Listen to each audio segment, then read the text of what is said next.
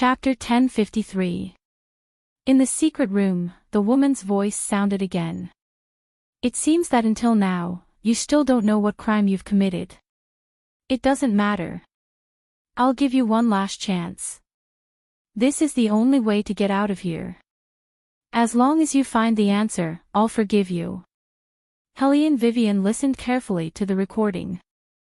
The word forgive was very important. This further proved that her train of thought was correct.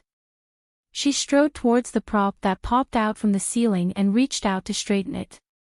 It was a simple staircase made of springs, but it was sturdy enough. It was obvious that they had to climb up to reach the next level. Let's go up, Helene Vivian said again. However, at this time, the timid female graduate student shook her head desperately. I don't want to go.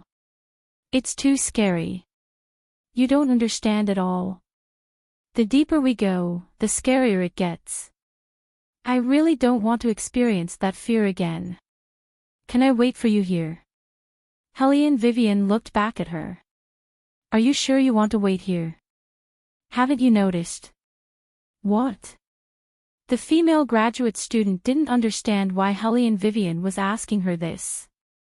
Helene Vivian shone the flashlight at the door they came from. This is a 3-lock design. When this staircase pops out, the door we came from will automatically lock. This lock is locked from the inside of the secret room. Unless we unlock all the mechanisms, we won't be able to get out. Aren't you afraid of waiting here? Of course, the female graduate student was afraid. She felt that something would pop out of this secret room with every step she took. Furthermore, there was the matter with Dong Sik-hun. She felt that that woman had returned and wanted to kill all of them. Okay, let's climb up according to the order we came in. Helene Vivian glanced at the female graduate student again. I'll take Shang Heng's place and bring up the rear. Let's go. No matter how scared the female graduate student was, she had no choice but to follow him. This was because her escape route had been cut off. No one knew what was in the other room. If she stayed here alone, what would happen? Just thinking about it made her feel scared. After the few of them went up, they arrived at a dark tunnel. The tunnel looked like a scene from the movie Resident Evil. When danger was chasing after them outside. Those who survived had to escape through the tunnel as soon as possible. No one knew what they would encounter in the tunnel. It was said that the unknown was the most terrifying. But His Highness, who was walking at the front, didn't seem to have this problem at all. A few people looked on helplessly as Bailey Jia-ju slid down into the darkness. His back was straight and handsome. His black gloves did not even touch the dust on both sides of his body. The female graduate student turned around and asked Helene Vivian, he should be younger than us, right? Isn't he afraid? He's more daring. Helene Vivian calmly lied. After all, if she revealed His Highness' true age, it would definitely frighten a group of people. After Baligaju left, the 5 of them joined together to form a new pure young array. Helene Vivian was the last to go up, and nothing happened along the way. Sliding down the tunnel suddenly opened up, and they arrived at another room. The decoration of this room was obviously a school rooftop. Other information hadn't been revealed yet. But why would there be a school's rooftop in an old house? This made Helene Vivian very puzzled. Could it be? Did Dong Sik-hun commit suicide by jumping off the rooftop of your school? Helene Vivian asked. The other 4 people were caught off guard and froze. It wasn't until Qin Feiyang answered in a deep voice that the other 3 people had expressions on their faces. Helene Vivian used a flashlight to illuminate the surroundings. She jumped off the building at night, right? How did you know? Even Qin Feiyang's tough face showed surprise, let alone the other people's reactions. Helene Vivian raised her chin. There are stars and moons on the wallpaper. It's a hint of time. But what does this have to do with Dong Sichuan's death? The female graduate student was confused. She didn't understand how Helene Vivian could deduce that the woman jumped off the building at night just by looking at a secret room. Helene Vivian didn't answer this question. Xiao Jingtian looked at her and asked, "Do you know something?" "I do know something, but I'll have to wait until the end." Helene Vivian tapped her finger on the wall. "Come on, let's go to the next level. There's a 4-digit lock here. Do you still remember what day Dong Sikhan jumped off the building?" Chen Feiyang said, April 17, 2015. To be precise, it was the early morning of April 17, 2015. The boy holding the walkie-talkie pushed up his glasses. After midnight that night, someone heard the sound of something falling from the rooftop. Later, the police called us in for questioning. They said that Sikhan died between 1 and 1:30 in the morning and asked us if we knew what happened. That's right. Chen Feiyang frowned. At the time, the police asked us a lot of questions, including whether we knew if Sikhan had suicidal tendencies. At the time, I thought it was very strange. Why would they ask us that? Later, it was confirmed that it was a suicide, but there was no reason for it. In order to suppress the impact, the school left the matter unsettled. Helene Vivian raised her eyebrows. So you think it's very inhumane of the school to do this? Isn't it? Chen Feiyang sneered. Helene Vivian's thin lips curled up. It's indeed very inhumane. What about the other students? If it's like the police said, and someone knew in advance that Dong Sikhan had suicidal tendencies, but they didn't stop her, then don't you think they're even more inhumane? She didn't even think about jumping off the building. Chen Feiyang's words were almost resolute and decisive. Helene Vivian's eyes flashed, and her words were very sharp. How can you be so sure that she didn't have suicidal tendencies? Chen Feiyang suddenly paused and continued, I just know. Based on my understanding of her, I don't believe that she would be so open and casually choose to end her life by committing suicide. In other words, you relied on your own intuition to determine that Dong Sikhan didn't commit suicide, right? Helene Vivian chuckled softly and put away the flashlight. Her gaze was serious. You're lying. Chen Feiyang's expression immediately changed. Helene Vivian's voice was still very slow. Everyone's intuition comes from a reason. When I asked you just now, you clearly paused, which proves that you're hiding something. Chapter 1054. Before I unlock this lock, Mr. Chin, I want to hear what you're hiding. Helene Vivian held the iron lock. Her previous easygoing attitude was gone, and she looked like a queen. Her aura was so strong that no one could refuse her. Chen Feiyang stood there, and his eyes started to wander. It was obvious that he was trying to avoid something.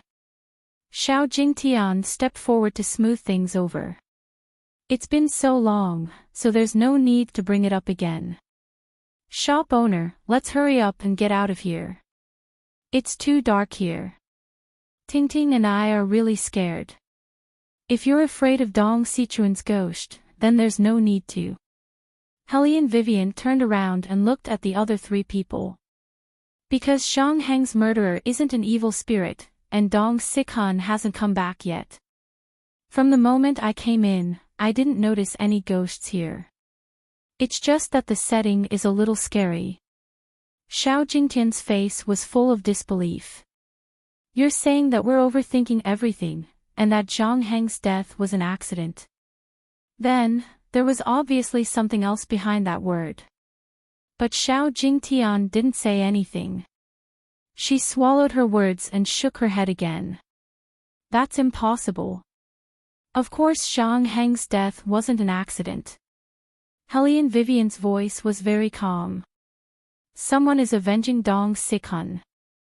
In other words, one of the 4 of you is the murderer. What?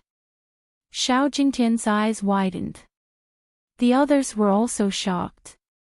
Their expressions were magnified, and they looked like they were in complete disbelief. But Helly and Vivian knew very well that one of them was lying and acting. Her tone was as calm as ever. Based on what you said just now, I've basically ruled out two suspects.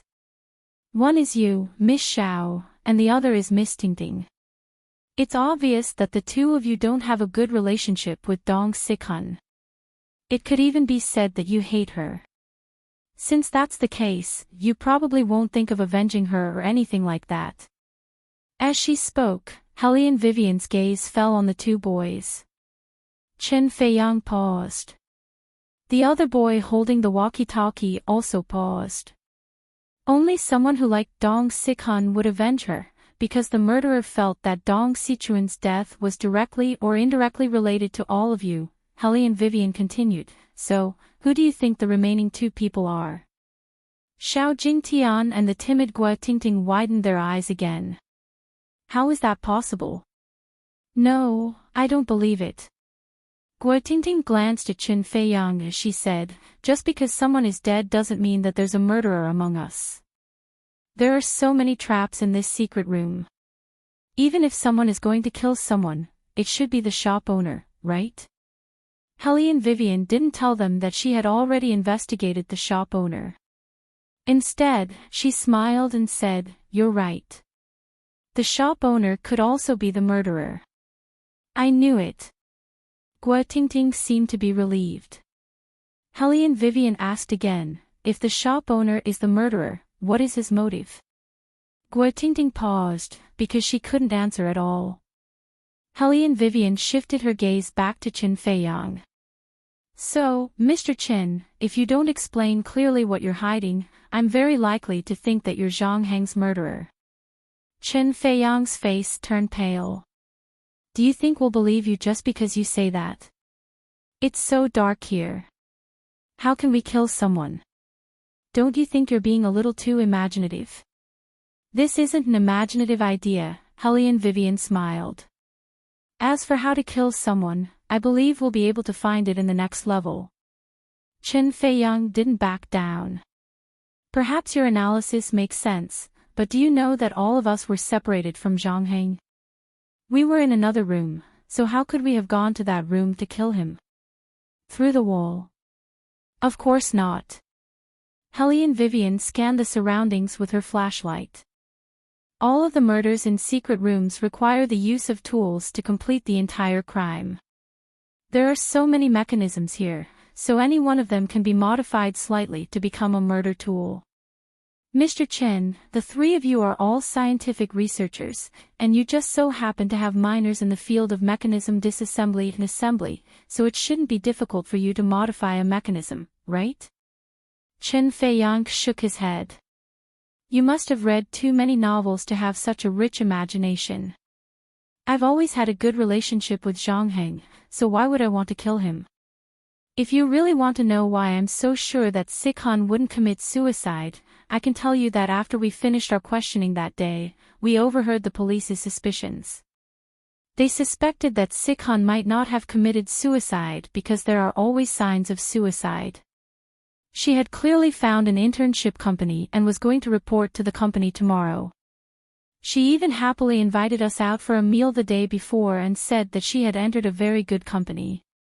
Jing Tian should know about this company.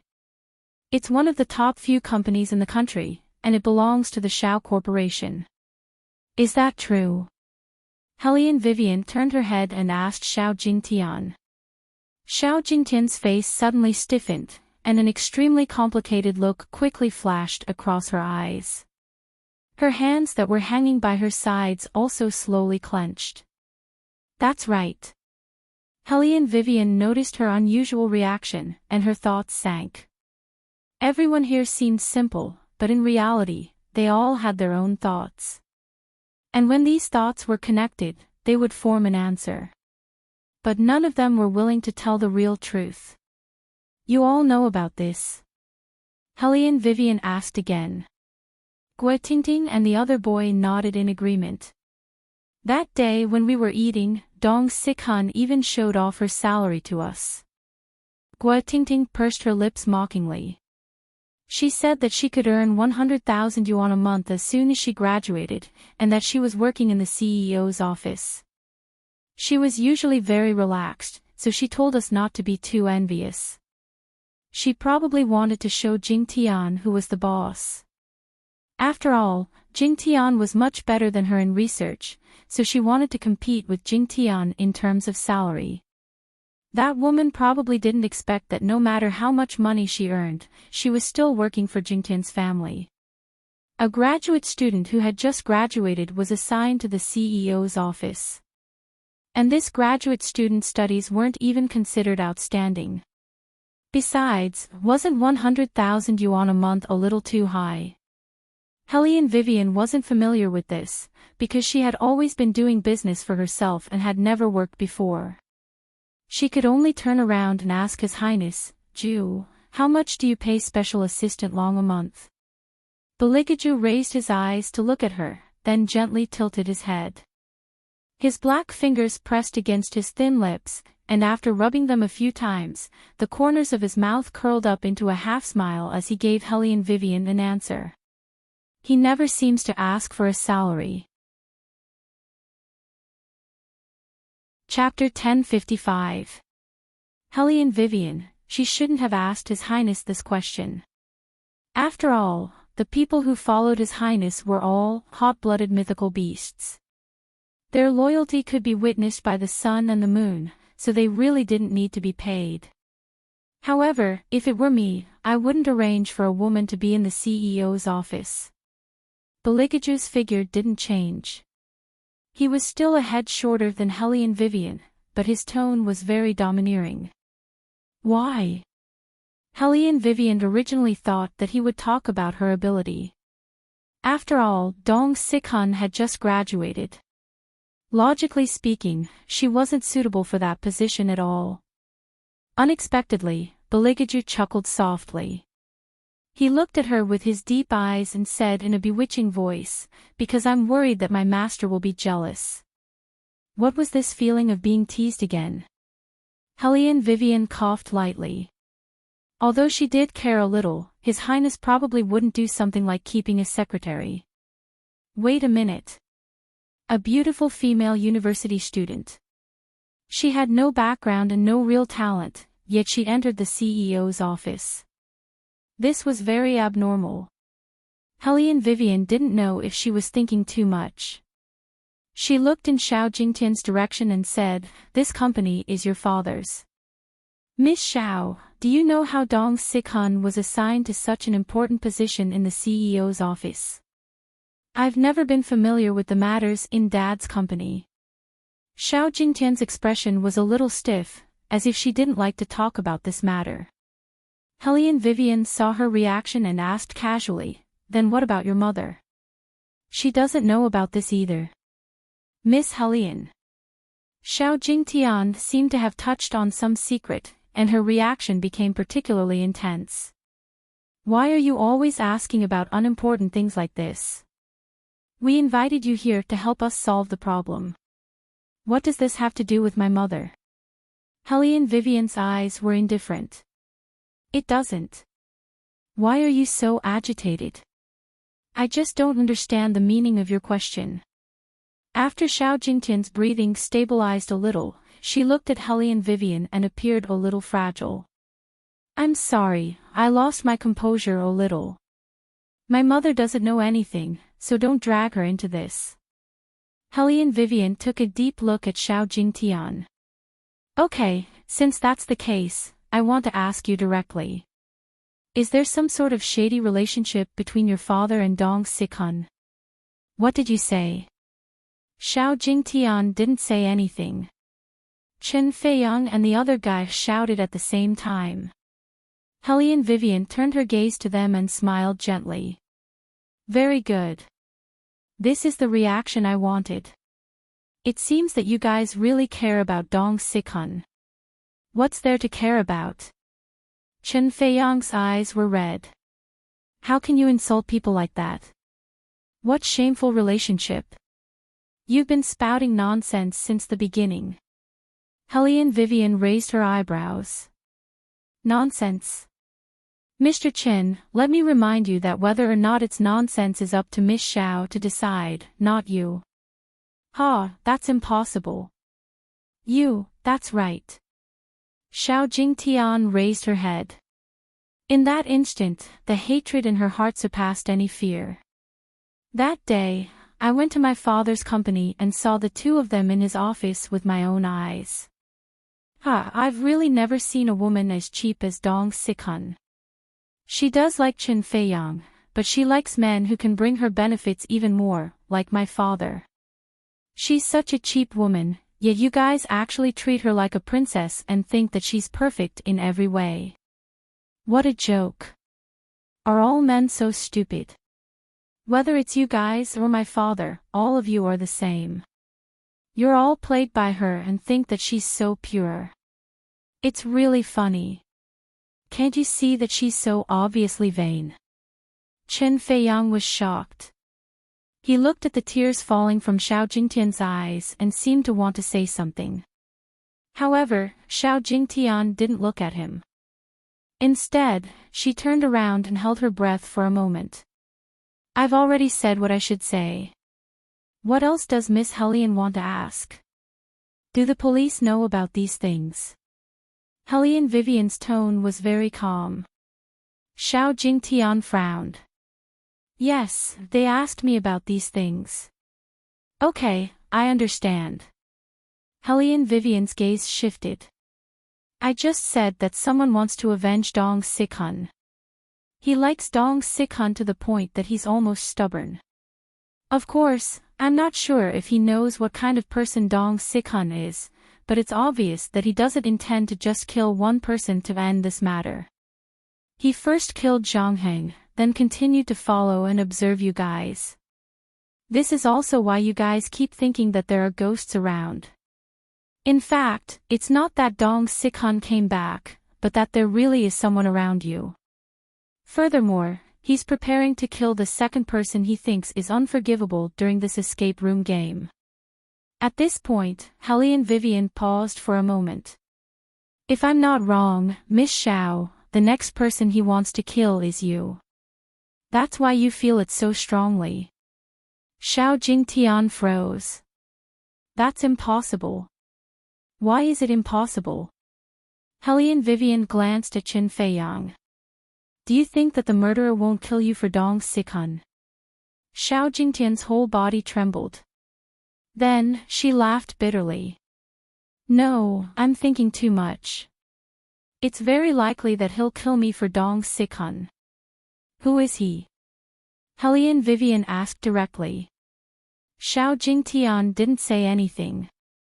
Hellion Vivian's voice was very calm. Or you can tell me who you think the murderer is. I don't want to say. Xiao Jingtian's left hand hung down weakly, and the other hand pressed against her forehead. Hellion Wei didn't continue to ask. She took a step back, which was a rare occurrence. It wasn't because of anything else, but because this girl was very similar to her in her memories. That kind of suffering. It seemed like no one would understand. The suffering of pretending that she didn't know anything in order to protect her mother when her father cheated on her. In addition, the boy she liked might even kill her for the sake of that mistress. It was probably very painful. Perhaps it was so painful that she wanted to die. However, Hellion Vivian still hadn't found conclusive evidence to prove that Qin Feiyang was the murderer. So she wouldn't make any conclusions. However, Guotingting couldn't accept such an outcome. Her eyes shook as she looked at Hellion Vivian. Her voice trembled as she said, "You're saying that he's going to kill a second person for that bitch? Since he can kill the first person in this secret room, he can kill the second." Chapter 1056. Hellion Vivian reminded Guotingting, "Don't forget about the recording we heard when we opened the third level. It seems like you guys still don't know what crime you've committed. That means he won't stop his crime, because in his heart, Dong Sichuan's death is related to all of you. He still hates all of you. That's too scary." Guotingting's whole body trembled. How could he kill a second person here? How could he kill her in front of so many people?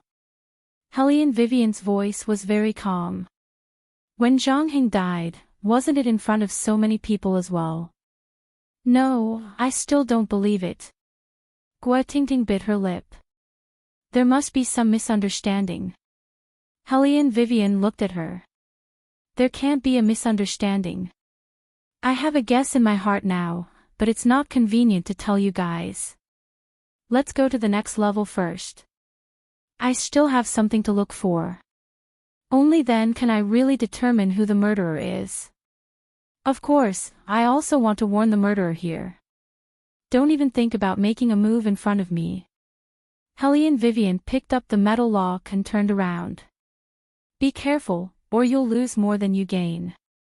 The two boys had different expressions, but they looked at Helene Vivian with the same unwillingness. Helene Vivian chuckled, as if she didn't care at all about how they looked at her. Dong Sikhan jumped off the building on April 17th. The sign in the room symbolized the time, which meant, unlocking the password to the rooftop was the date of Dong Sichuan's death, 0417. Gotcha! The door was unlocked, and a sliding wooden cabinet popped out. People entered the wooden cabinet and used their arms to support themselves against the wall to enter the next level. The wooden cabinet wasn't big, and it could only fit one person at most. In other words, they had to pass through the next level one by one. Helene Vivian narrowed her eyes. Who was the first to enter this wooden cabinet? Me. Chen Feiyang stood up. When we first played this secret room, I was the one who took the lead. Helene Vivian smiled. Not all of you went in, right? Yes, only I, Zhang Heng, and Xiaodong have been inside. Chen Feiyang laughed coldly. What did that make you think? Helene Vivian tapped the wooden cupboard with her finger. Zhang Heng was killed at this stage. Only those who have entered have the chance to kill him. So you still think one of us is the murderer? Chen Feiyang continued to sneer. Just because Sikhan is dead, we have to kill all our friends.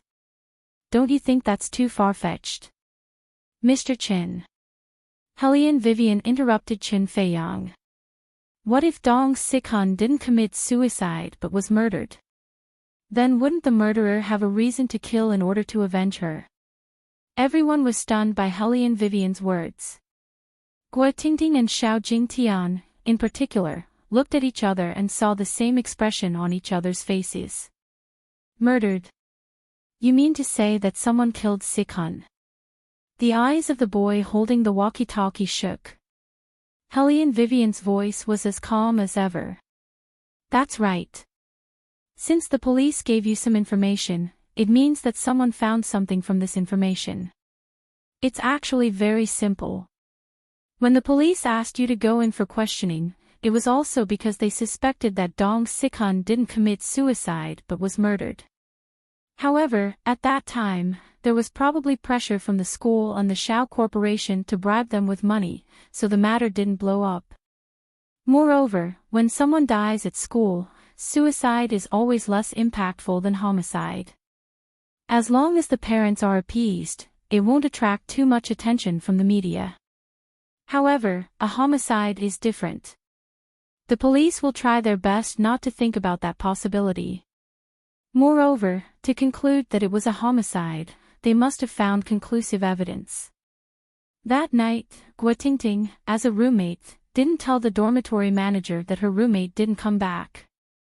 There was a whole 6 hours between the time the victim died and the discovery of the body. No matter how much evidence there is on the rooftop, it should have been taken away by the murderer long ago. That's why the police concluded that it was a homicide. However, there must be something else in the police report that makes them suspect that it was a homicide. I don't understand. Are you saying that the murderer killed Dong Sikhan and then killed Zhang Heng? Gua Tingting's eyes were a little dazed when she said this. Helene Vivian pressed her forehead with a headache. It was really tiring to talk to people who didn't make logical deductions. However, there was a very important secret that she had just found out. The person who killed Dong Sikhan and the person who killed Zhang Heng are not the same person. This is a case within a case. Hellion Vivian's sharp gaze swept over everyone. Gua Tingting felt a little scared. A case within a case. To put it simply, someone guessed from the police that the person who killed Dong Sikhan was among you, and that's why he hated you. He must have been looking for an opportunity to kill you, but he couldn't find the right time. It wasn't until you decided to come to this secret room that he thought of a perfect way to kill you. Furthermore, this person knows that you have a ghost in your heart. This ghost is the dead Dong Sikhan. He used this to make you live in fear and be on guard against the dangers that you imagined while planning how to kill you. To the murderer, the more afraid you are of Dong Sikhan, the more suspicious you are. During this time, he observed each and every one of you and finally confirmed that it was Zhang Heng. However, he soon realized that he had killed the wrong person because Zhang Heng wasn't the person who killed Dong Sikhan. At this point, Hellion Vivian paused. In other words, there are now two murderers hiding among you. One is the person who killed Dong Sikhan, and the other is the person who killed Zhang Heng. That's ridiculous. Chen Feiyang was the first person to growl. The other three people also looked like they had been punched. They looked at each other, and their eyes were full of wariness. Should they say that Hellion Vivian's speculation was too shocking? But where did this strange feeling come from? Hellion Vivian chuckled. Whether it's ridiculous or not, we'll be able to verify it once we enter the cabinet.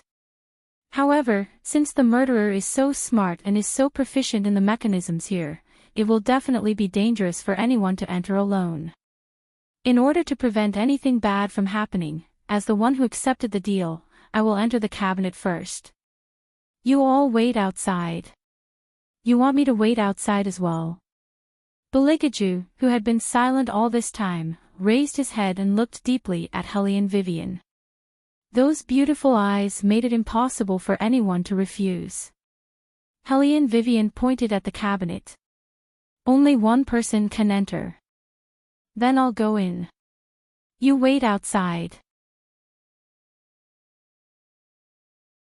Chapter 1057. Even in his adorable state, His Highness was still very domineering when he needed to be. His thin lips curled up devilishly.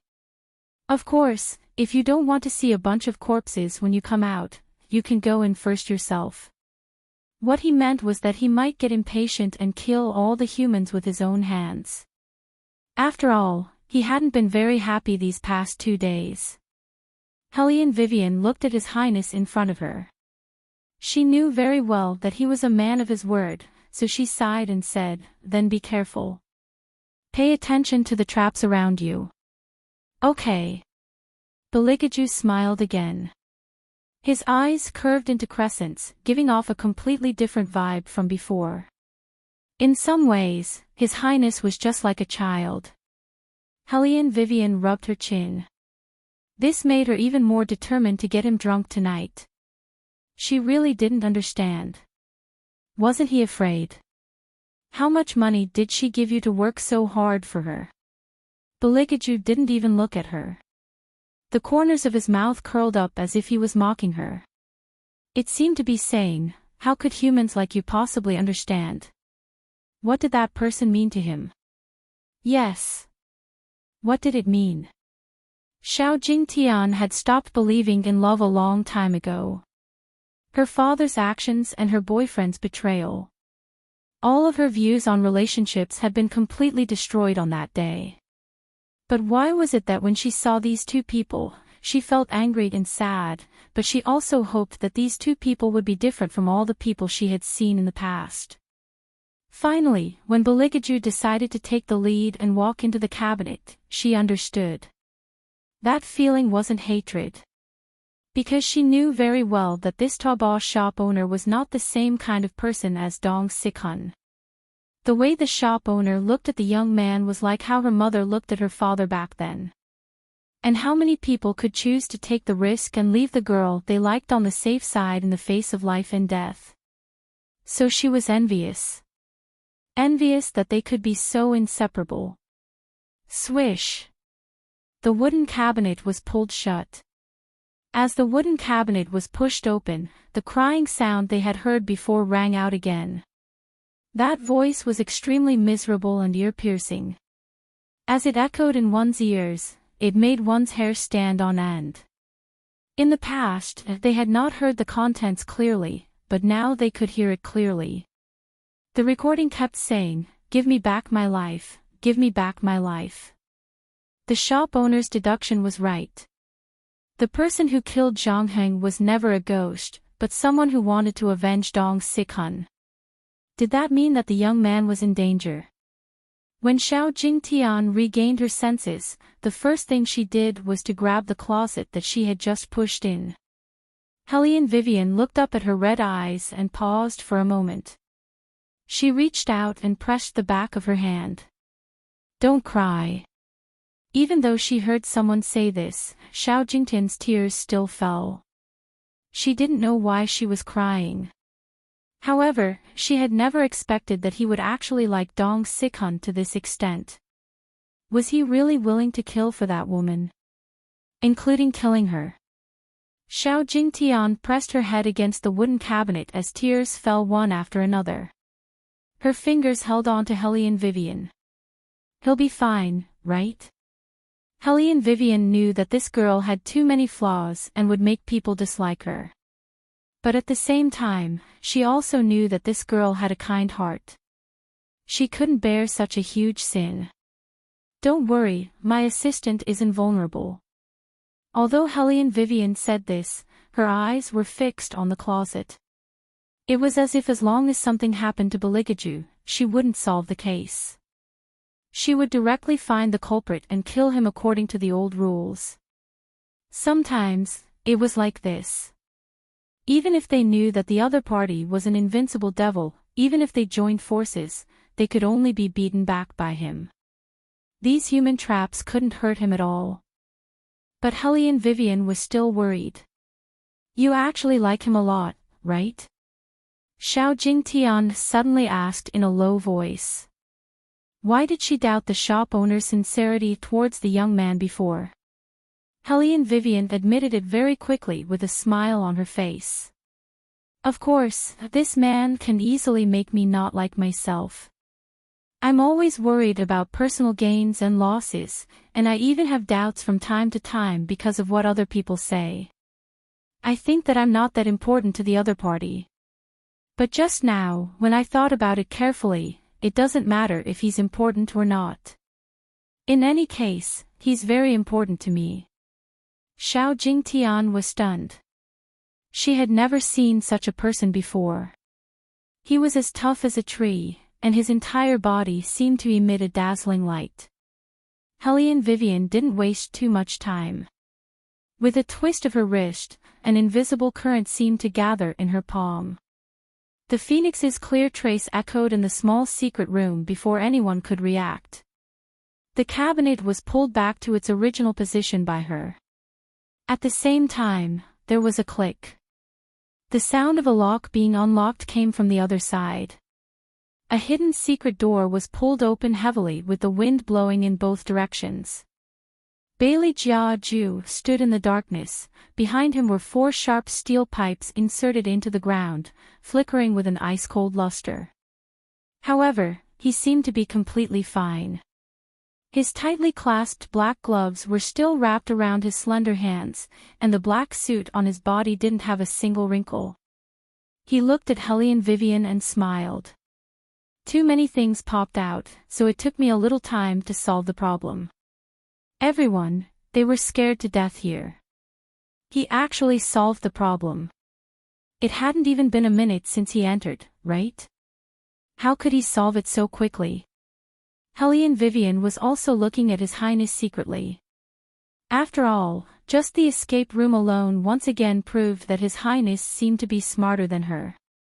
No matter how fast she solved the problem, it would still take her 3 to 4 minutes. This guy didn't even take a minute. Was he looking down on her IQ? What? My respected master, do you feel that your IQ has been crushed? Beligaju chuckled softly and glanced at the wardrobe beside him. Ha, do you still like to use violence to solve problems?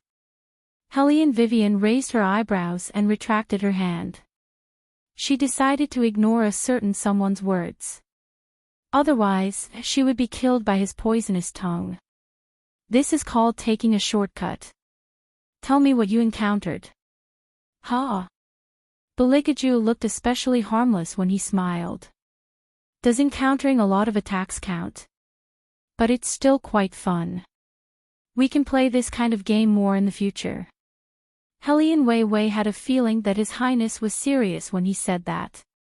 He was actually interested in escape rooms. However, Helene Vivian looked at the sharp steel pipes and narrowed her eyes.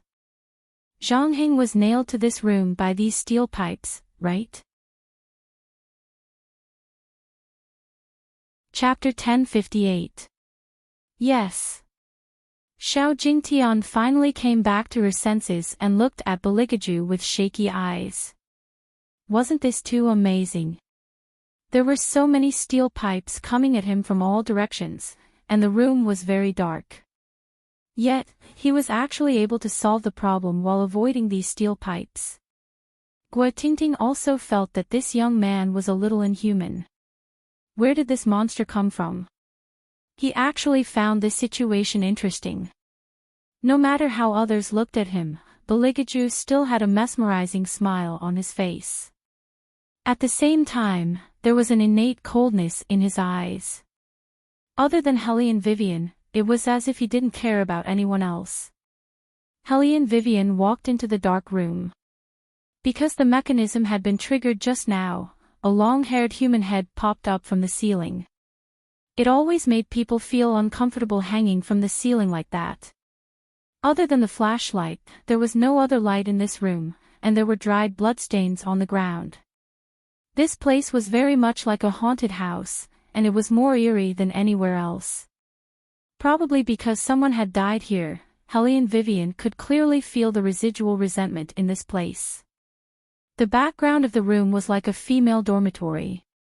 There was also a wooden bed with bunk beds next to it. There were books on the cabinets, and each of them was used for scientific research. The moment Guo Tingting walked in, she felt an inexplicable sense of familiarity. That sense of familiarity was indescribable, and the only feeling she had was that it made her hair stand on end.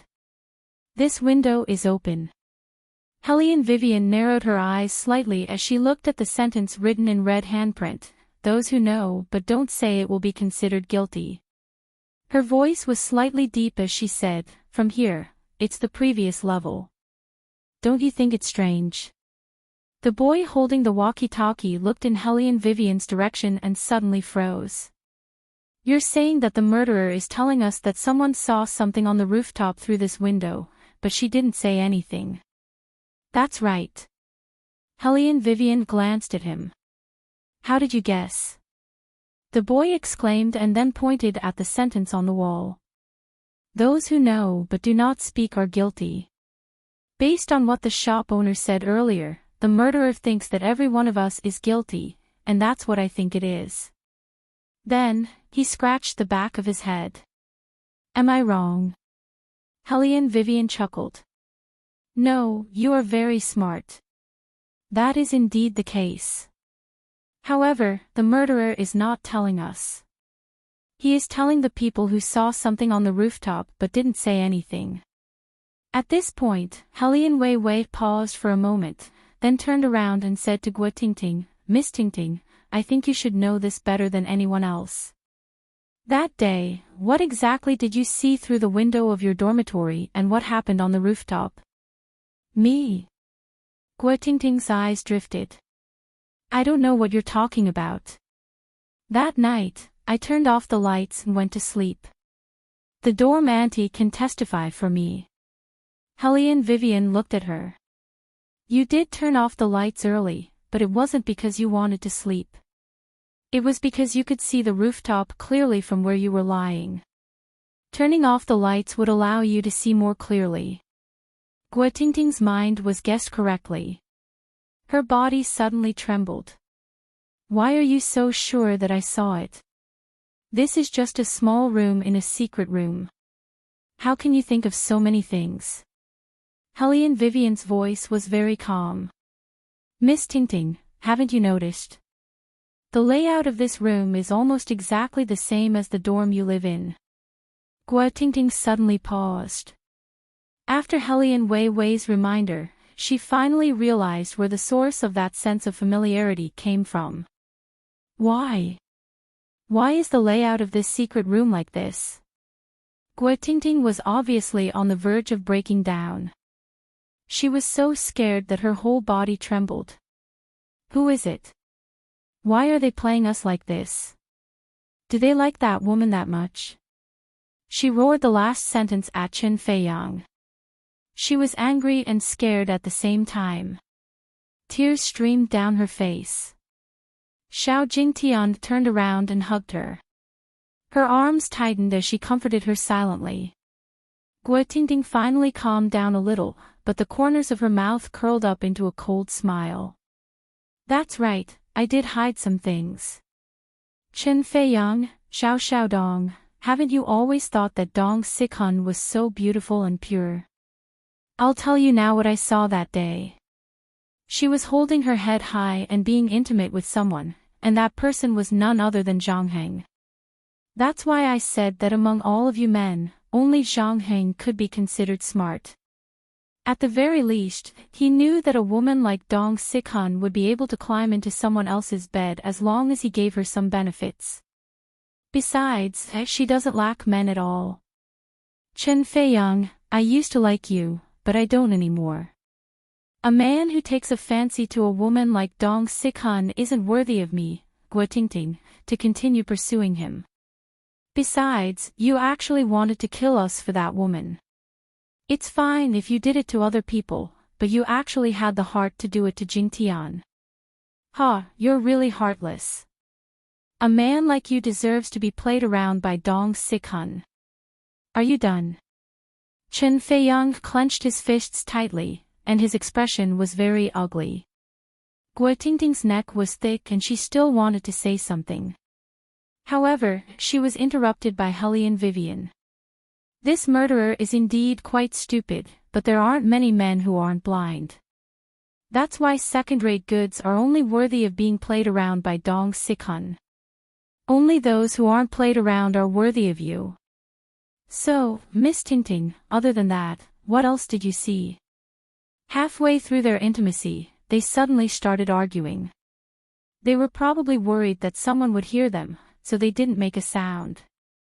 They just pushed each other a few times.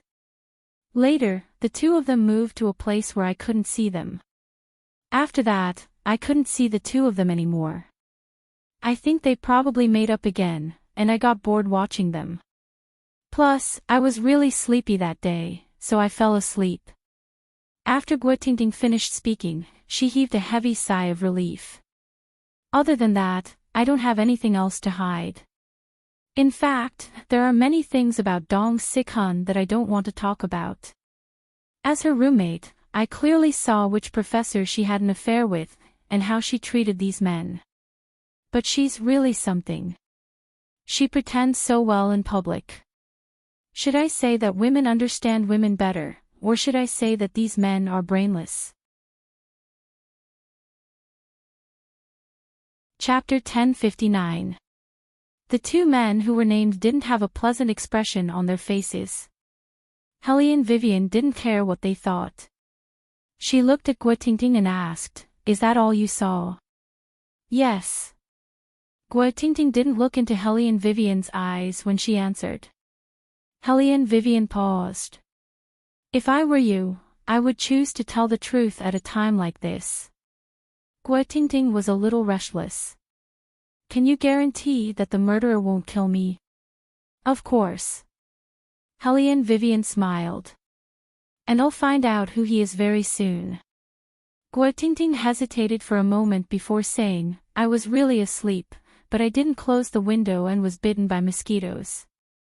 Just as I was about to light a mosquito coil, I heard a heavy sound of something falling from the opposite side. Then I looked up and saw a figure standing on the rooftop. It seemed like he was looking down. So you saw Dong Sichuan's murderer? Hellion Vivian narrowed her eyes. Why didn't you tell the police about such an important matter? Guotingting hurriedly explained, they didn't ask me about this at all. Moreover, the school obviously wants to keep this matter under wraps. I don't know whether Dong Sichun committed suicide or was murdered. How can I talk about this kind of thing so casually? Actually, this isn't the main point. Hellion Vivian's voice was very calm. You didn't say anything because you don't like Dong Sichun. Also, you're going to graduate in half a year. You don't want to get into any trouble because of this matter. Guotingting paused for a moment, and her entire face turned red. I really don't like her. Why should I take the risk to speak up for such a bitch? Okay, then let me ask you. Since you didn't tell the police about this matter, who did you tell? Hellion Vivian went straight to the point. After all, this was the key to determining the murderer this time. Guotingting shook her head with a confused expression. I'm the only one who knows about this. Think about it carefully. Have you ever accidentally revealed? Hellion Vivian tried to recall Guotingting's memory. Especially during this period of time. Guotingting still shook her head. Then, she seemed to have thought of something and said, but I have a habit of posting short stories. I wrote a short story about this incident and posted it on my WeChat moments. But what's wrong with that? I've anthropomorphized everything. I didn't even mention the time and place. It's all in the eyes of the murderer, so there's a problem. Hellion Vivian's voice was very calm. If I'm not wrong, when the police questioned you, they must have asked you if you saw anything on the rooftop. After all, that building was very close to your dormitory. At that time, your curtains were drawn. As long as you weren't sleeping very deeply, you must have seen something. The police had asked you this question, and with the story you posted later, the murderer would quickly connect the dots and realize that you were actually lying at that time. This murderer might be very stupid when it comes to judging women, but he's very smart in other aspects. Otherwise, he wouldn't have used this secret room to kill someone. Guotingting's eyes trembled. When she thought about how all of her actions had been observed by the murderer, she couldn't help but feel scared.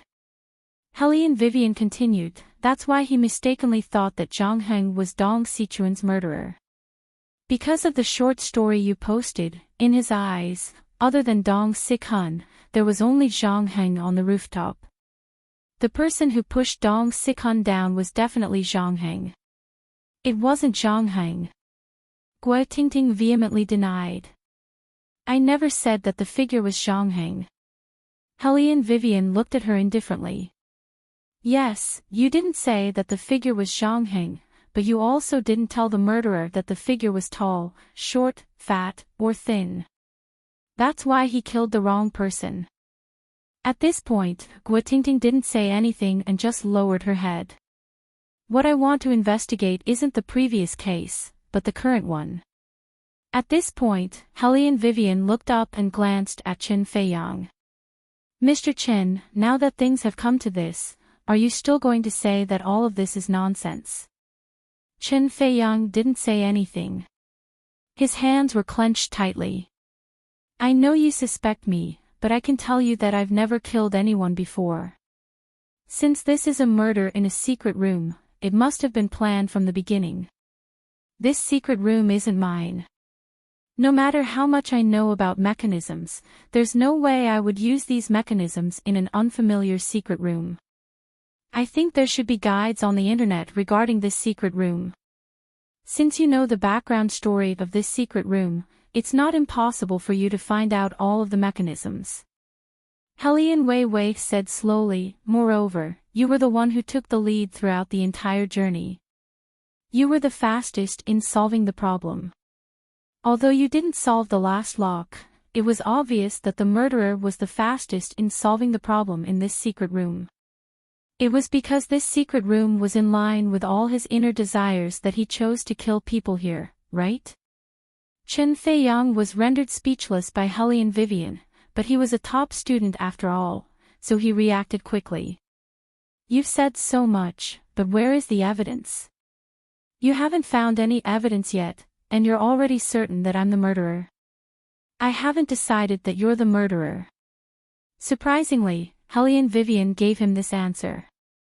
Chen Feiyang was stunned. The other three also thought that Hellion Vivian had decided that Chen Feiyang was the murderer. After all, from the looks of it, he was the most suspicious. Furthermore, it was clear that Hellion Vivian had suspected him from the beginning, so why did she suddenly say that she wasn't certain? I need to ask the shop owner some questions before I can organize my thoughts, so let's go out first. Hellion Vivian stroked the steel pipe with her fingers and looked at the red handwriting on the wall. Each handwriting represented an original sin. Jealousy, arrogance, indifference. Comparing all the original sins with their corresponding colors, a pattern was quickly discovered. With the 6-digit password, Hellion Vivian successfully opened the last safe. There was a letter inside. There was only one sentence written on it: I brought them here. That line of words was typed, so it couldn't be seen who wrote it. Naturally, it was also a prop in the secret room. Other than the letter, there was only one key here. It seemed to symbolize the end of the story, and only one person could walk out. Hellion Vivian curled her thin lips, picked up the key, walked to the side, and clicked. The wooden door opened. The shop owner was waiting for them in the courtyard outside the door worriedly. He didn't expect the 6 of them to come out so quickly, so he raised his hand to look at his watch. It's only been 40 minutes, and you've already cleared the level. They didn't even ask for a hint from the beginning to the end. Wasn't this a little too unbelievable? He had never met such a player before. Hellion Vivian nodded faintly and turned to the side. Sunlight shone into the secret room from the courtyard. When the shop owner saw the steel pipes poking down, his mind went blank. Chapter 1060. Did anything happen to you guys? Cold sweat broke out on his forehead. He didn't forget how the last young man died. He was stabbed to death by these steel pipes. Hellion Weiwei chuckled. There was a small accident, but it's still within control. I went in too quickly just now, so I didn't ask about many things in detail. Shopkeeper, do you still remember who told you to order the sobbing house theme when these people first came to play? I don't remember clearly, but now that you ask, it seems to be this young man. The shop owner turned to look at Chen Feiyang. Chen Feiyang sneered. We decided to play this secret room together. When I called to book it, they were beside me. I wasn't the one who suggested it. Hellion Weiwei only glanced at him and didn't reply. Instead, she furrowed her eyebrows. She felt strange. That's right. Shop owner, why are these steel pipes so sharp? Hellion Vivian looked at the shop owner's face, trying to find some clues. Aren't you afraid that the players will be in danger when they play this secret room? The shop owner paused for a moment before saying, in the game, there's no mention of steel pipes poking down. That's why I'm curious as well. Where did these steel pipes come from? These steel pipes are used when installing mechanisms. You're the person who opened this secret room. How can you not know that they might pop out? Hellion Vivian didn't believe this excuse. When the shop owner heard Hellion Vivian's question, he realized that she had misunderstood. Master, although I know a little about feng shui, I'm not familiar with these mechanisms. Moreover, this game wasn't created by me. In our line of work, if we want to maintain the novelty of the game, we have to change the theme after a while. Otherwise, all the passwords will be easily cracked. When that happens, people will look at the guides online and become less and less interested. Also, escape rooms like us pay a lot of attention to attracting returning customers. Of course, the theme of the secret room has to be changed frequently to keep the customers. Take those young men for example, it wasn't their first time here. They came here before the accident. There were 6 of them. Wait a minute. You're saying that when they played Sobbing House, it wasn't their first time here? Helene Vivian's eyes suddenly flashed, full of sharpness. Yes. Is there a problem? The shop owner looked at Helene Vivian in confusion. The others also didn't understand why Helene Vivian had such a reaction. After all, they really couldn't guess what Helene Vivian was thinking. Helene Wei looked at the steel pipes again, and a shocking thought popped up in her mind. When did the Sobbing House come out? Did they come to play not long after it came out? How do you know? The shop owner looked at Helene Vivian in surprise. In fact, before Sobbing House came out, I received a call from them, but I don't remember who it was. It sounded like a boy, and he asked me when the new content of the secret room would come out this time. Strangely, the new secret room was not announced on the internet. At that time, I was wondering how this young man knew. Helene Vivian's eyes flashed brighter. You're saying that he knew in advance that Sobbing House was going to be made? Yes, don't you think it's strange? The shop owner was still shaking his head. Helene Vivian grasped the most fatal point. The person who knew in advance that Sobbing House was going to be made was the murderer. She was still wavering between the 2 boys. If this decisive evidence came out, everything would be easy to solve. But since there was no announcement, how did the murderer know about the contents of Sobbing House? Helene Vivian's mind replayed the recording when they entered the secret room. The password to unlock every room, every recording of the story, and even every setting were related to Dong Sichuan's death. If the murder scene reflected the murderer's deepest desires, then wasn't this too much of a coincidence? Helene Vivian suddenly paused and turned to look at the shop owner. You just said that the game here wasn't set up by you. Then how did Sobbing House's secret room come out? This. The shop owner tilted his head and thought, I remember that I posted a post in the online shop asking for questions. On the one hand, I wanted the shop to become more popular. On the other hand, I had a general idea of how to develop the secret room. Because the shop's business had always been very good, would directly give rewards to the participants who provided the ideas. The rewards weren't much, ranging from 1,000 yuan to 200 yuan, but you didn't expect that there would be a perfect plan for the secret room. Helene Vivian interrupted the shop owner's words very clearly. This plan not only provided the ideas, but it even made all the game content, including the background story, the recording prompts, and how to set up the mechanisms. All of this gave off a terrifying and mysterious atmosphere. It was simply in line with the secret room in your heart, so you directly adopted the plan provided by the other party. The shop owner was completely shocked. He really didn't expect that the other party even knew about this. Master, did you calculate all of this? Helene Vivian smiled and didn't answer the shop owner's question. Instead, she asked another question. Have you seen the person who provided the plan? No, the plan he provided was too perfect. Even the mechanism operation and the prompts given by the walkie-talkie were in the plan. The construction was also very easy. I did say that I would treat him to a meal, but ever since he gave me the plan for the secret room, I couldn't send a message to his mailbox. I didn't even know where to transfer the money. The shop owner shook his head regretfully, but I can see that this is a veteran escape room enthusiast. His thinking is really meticulous. He even knows how to set up the mechanisms and even has a detailed production plan. It's simply amazing. Helene Vivian smiled again, the corners of her mouth curling into a faint playful smile. I think I know who the murderer is. Murderer? The shop owner didn't understand. What murderer? Helene Vivian looked at him. Shop owner, Zhang Heng's death in your shop wasn't an accident. It was a long-planned conspiracy.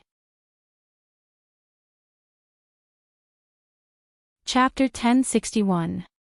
The shopkeeper was stunned once again. This time, even his head was buzzing. Who is it? Who is the murderer? Guotingting's voice was sharp. Right now, she really didn't have an ounce of rationality to speak of. Helene Vivian didn't know how to communicate with this kind of person, so she simply didn't say anything. She only said to the shop owner, "Can you still find this email in your mailbox?" "Ah, this is fine. I've been keeping it. I haven't deleted it," the shop owner said as he turned on his computer. But the other party didn't use a QQ email. When we first communicated, he said that he was overseas. After that, he didn't reply to any of my messages. Here, look, these are the records I sent him. I wanted to transfer money to him, but I don't know if it's because he's overseas, but he changed his email, so I can't contact him at all. Helene Vivian still had a faint smile on her face. This person isn't overseas at all. That's just a lie he made up. Ha! The shop owner's eyes widened again. Helene Vivian held her phone and clicked on the computer screen. A photo appeared on Helene Vivian's phone just like that. What are you doing? Why would she take a photo at a time like this?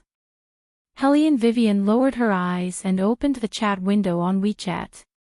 Monkey, help me check the email address in this photo. I can't find anything. The shop owner waved his hand. I have a lot of friends online. They only found that this email address was indeed registered in China, but they couldn't find anything else.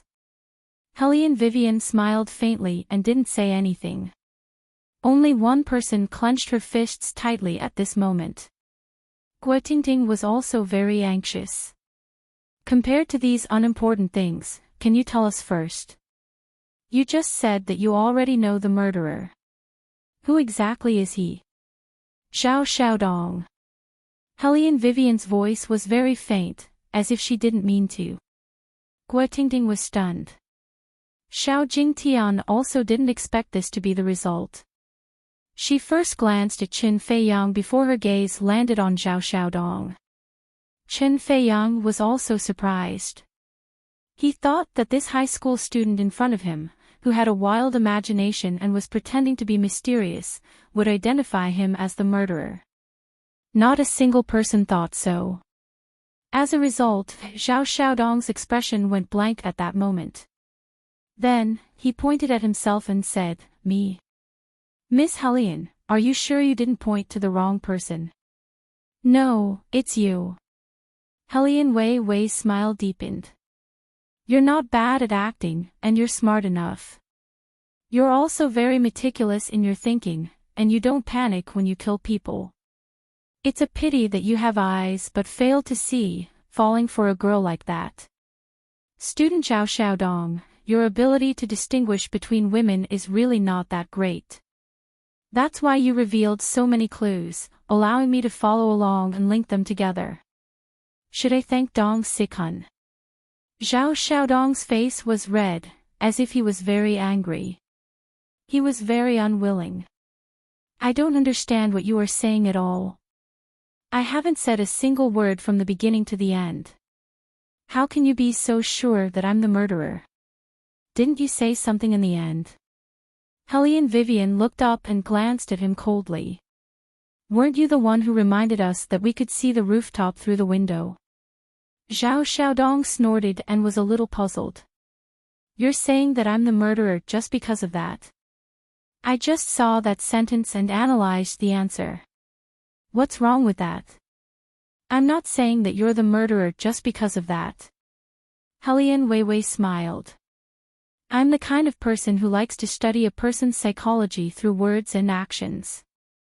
To be honest with you, from the very beginning, you were the person I suspected the most. When the wooden cabinet was pulled open, you were the last one to come out, followed by Zhang Heng's death. All the logic in solving a case is basically to find the problem from the person closest to the crime scene. I thought that after arriving at the crime scene, I would find some traces of your crime in the wooden cabinet. Unfortunately, it's been half a year, and some of the traces have long disappeared. Moreover, this place has been searched by the police, so I also suspected that my initial judgment might have missed something. Also, Chen Feiyang seems to like Dong Sikhan too much, so I never ruled him out as a suspect. I was never sure who the murderer was between the two of you, but I did a careful analysis. Chen Feiyang's performance in school was not bad, and his looks were outstanding. As long as he graduated, he would be recognized by countless companies. Furthermore, Xiao Jingtian likes him, so his future path in life can be said to be smooth sailing. So, there's no need for him to ruin his future for Dong Sikhan. To be frank, if we hadn't mentioned this person today, he wouldn't have felt the slightest bit of guilt. Chen Feiyang's voice was very deep. I never said that I liked Sikhan. The person I like has always been Jingtian. It hasn't changed since high school. But you really enjoy being pursued by her, don't you? Hellion Vivian sneered. Otherwise, you wouldn't have helped her with some things. To put it bluntly, you want everything. Nothing will happen between you and Dong Sikhan now, but who can guarantee that in the future? You say that you like Miss Xiao, but most of the time, when faced with a choice between two people, you will choose Dong Sikhan. This is also why it's so painful. Mr. Chen, to be honest, you're really the worst man I've ever met. When Guo Tingting found out that the murderer wasn't Chen Feiyang, her attitude instantly changed. Aren't you going a little too far by saying that about Feiyang? Feiyang has always been very warm, and everyone knows this. Hellion Vivian glanced at Guo Tingting but didn't say anything, because she was afraid that Guo Tingting would beat her up. She really couldn't communicate with some girls. Were their brains made of tofu? How did they get into graduate school?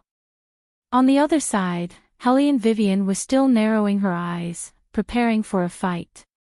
His Highness, who had been silent all this time, curled his thin lips into a faint smile, and his eyes were cold. Could it be that this young lady doesn't know the definition of the term warm man? It's actually very simple. A warm man is equivalent to a green tea bitch among women. Just now, you seem to be saying that these men are very stupid and can't see through the nature of cheap women. In my opinion, you're not much better. You also can't see through the nature of a warm man, right? Guo Tingting was completely speechless, and all the words she wanted to say were stuck in her throat. This feeling of being stuck between a rock and a hard place was really unbearable. Hellion Vivian was a little stunned. Although it wasn't very nice, she really wanted to laugh. His Highness was still the best. His poisonous tongue could really infuriate people to death. When Bailey Jiaju turned his head around, he saw a certain someone secretly laughing. Chapter 1062. The corners of the man's lips curled up lovingly. Was she that happy? Of course, Hellion Vivian was happy.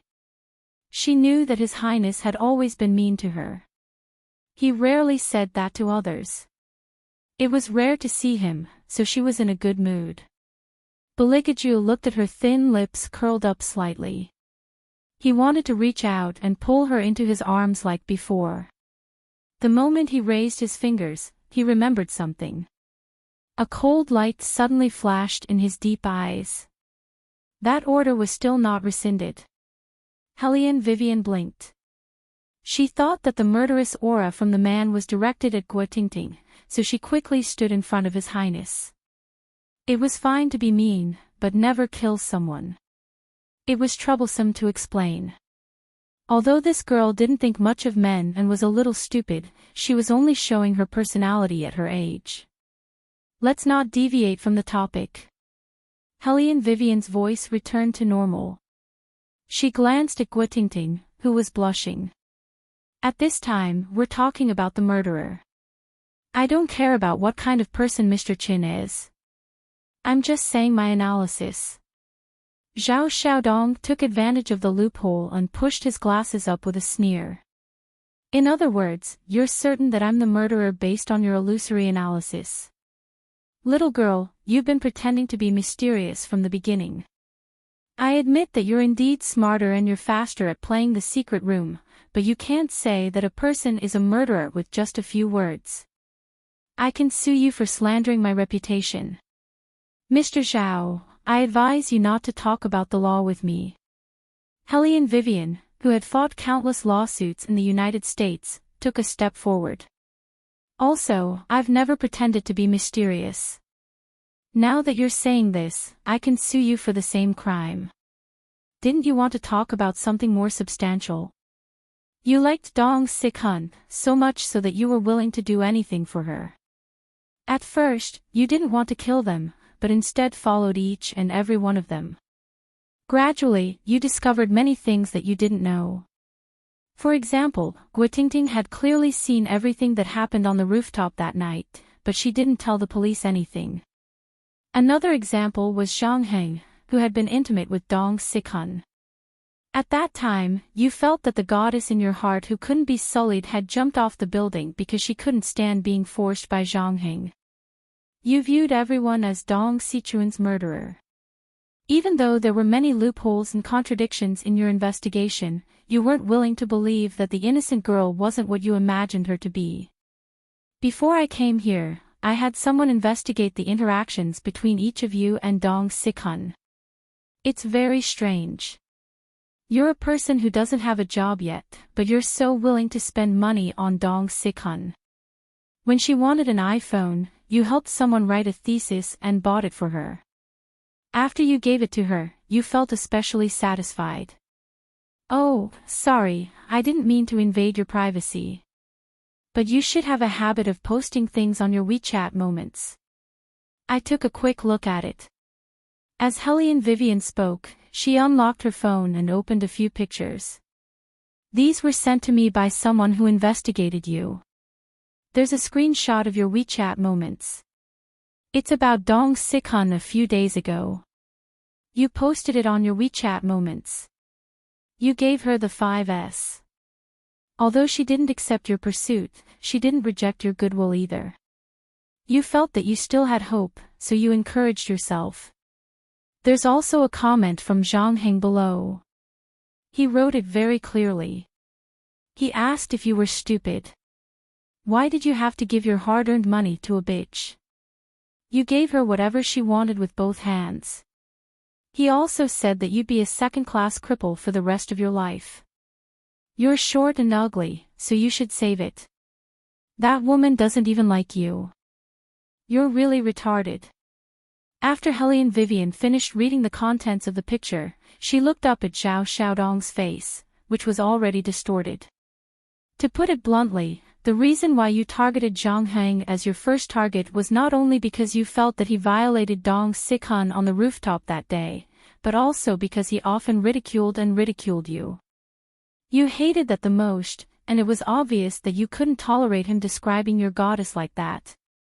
Because of this, you even went back and forth with him on WeChat moments. You said that he was a playboy with straight male chauvinism, and that he looked at all women differently. However, Mr. Zhao, Zhang Heng was right. You were really foolish and wishful thinking. It was your own business to buy things for your goddess, yet you asked everyone else to do the same and only praise your goddess. It's obvious that if a woman was really good, she wouldn't accept the iPhone you gave her. If she accepted it, she would accept you as well. However, Dong Sik-hun obviously only wanted the phone, and after she did, she even kicked you aside. You said that such a woman was good. No wonder Zhang Heng didn't like you so much. That's between me and Zhang Heng. Zhao Xiaodong growled, and the veins on his face bulged. Also, do you even understand Sik-hun? Why are you using your vicious thoughts to guess her? Little girl, for someone like you who doesn't have good morals, I'm afraid you'll think that anyone is a murderer, right? Do you think that anyone will believe you if you say that you want to kill someone just because of a WeChat moments like this? In order to let you know what the goddess in your heart is like, I'll give you this opportunity to get to know her better. Hellion Wei Wei turned her head and looked at Guo Tingting with a smile. You should know better, right? What did Dong Sikhan say when she received the phone from Zhao Xiaodong that day? Guo Tingting hated Dong Sikhan to begin with. Now that she had the opportunity, she naturally had to tell Dong Sikhan everything that had been buried in her heart for a long time. Of course I know. It's not just about the phone. There was one time when Dong Sikhan wanted a Gucci wallet, but she didn't have the money to buy it. She also subconsciously revealed it to Zhao Xiaodong. Dong Sikhan only pretended to be pretty in front of the boys. She would say anything in front of me and Jing Tian, especially her evaluation of Zhao Xiaodong. In the beginning, when Zhao Xiaodong liked her, she was really annoyed. If Zhao Xiaodong hadn't been in the same dormitory as Fei Yang, she wouldn't have bothered with him at all. Later, she realized that Zhao Xiaodong had some value that she could use, so she didn't express her dislike for him. After all, if she went overboard, it would affect her image in the eyes of the boys. Chapter 1063. At this point, Guo Tingting laughed disdainfully. After receiving the iPhone from Zhao Xiaodong, she even said to me and Jing Tian in the dormitory, "Don't you think Zhao Xiaodong is an idiot? I'm so annoyed with him, but he's still like a lapdog and keeps buying me things. But this thing is pretty good, so let's bring it along when we eat later. After all, he gave me a gift." Did you hear that? Hellion Vivian tilted her head so that she could meet Zhao Xiaodong's gaze. A devilish smile spread across her face. She was not a kind person to begin with, not to mention that she was facing a case like this. Of course, her methods were different from others. Zhao Xiaodong's entire face was dyed crimson with anger. Sikhan wouldn't talk like that. The only person who would talk like that is you, Guo Tingting. Zhao Xiaodong, let me say this first. I'm indeed not a good person, but I always show it on the outside. Your goddess Sikhan is the real bitch, okay? Guo Tingting crossed her arms in disdain. At that time, Jing Tian was also there. She even angrily told Dong Sikhan not to play with people like this. Your goddess Sikhan won't listen to others. She thinks you're a toad, and accepting your gift is a gift to you. Didn't you also post on your WeChat moments that you felt the same way? I can tell you that Zhongheng and I are the same type of person. Although he didn't take you seriously, we have the most basic human nature. He said that to remind you, but look at you. You killed him just like that. Guo Tingting roared out the last sentence as tears streamed down her face. At this time, Zhao Xiaodong calmed down and said with a fake smile, "Don't make yourself sound so noble. All of you only look down on people from small places like us. Also, there's no evidence to prove that I'm the murderer, and I've never killed anyone. Guo Tingting, if you keep crying and screaming that I'm the murderer, then we can only meet in court." As he spoke, he looked at Hellion Vivian. It's time for this farce to end. A few graduate students were fooled by a high school student, and they suspected each other of this and that. That's enough. I thought it was a powerful onmyoji, but it turns out that it was just a group of people who investigated us first and then came to read our fortunes. Taobao shops nowadays are really getting worse and worse. After saying this, Zhao Xiaodong wanted to leave. However, Hellion Vivian spoke again in a clear and powerful voice.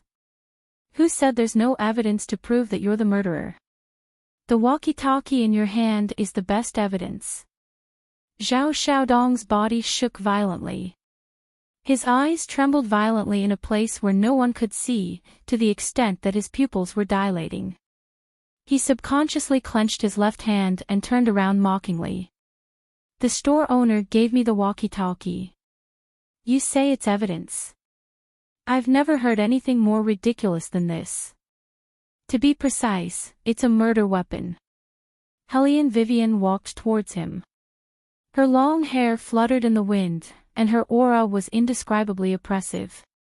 I've always warned you not to do anything, but you didn't even listen.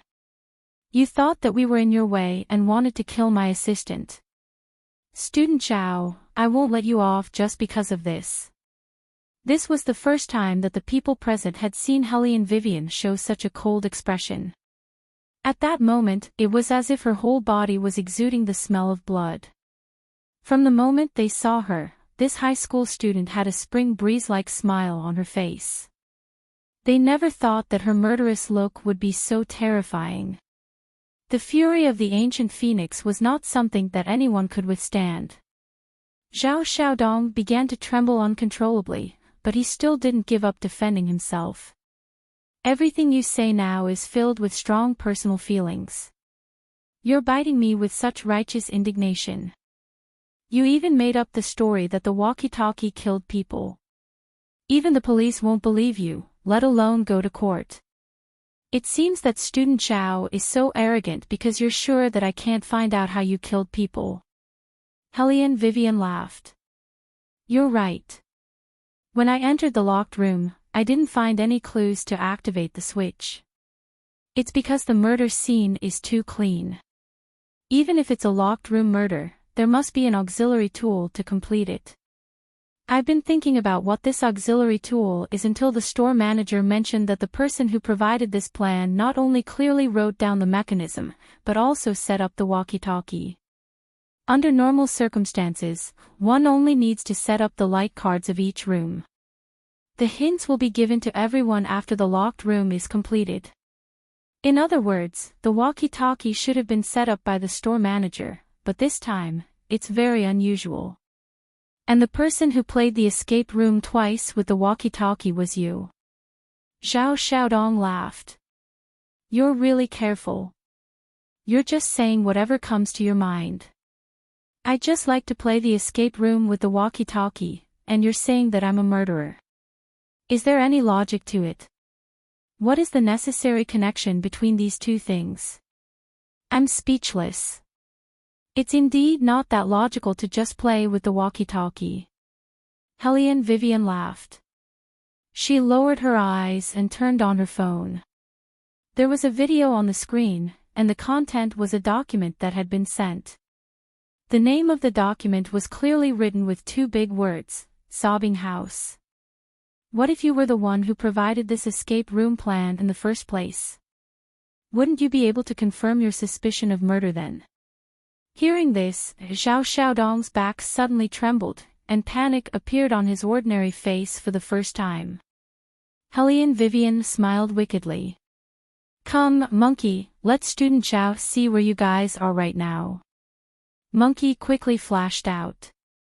The image on the phone not only made Zhao Xiaodong's face turn pale. Even the other three people widened their eyes in disbelief.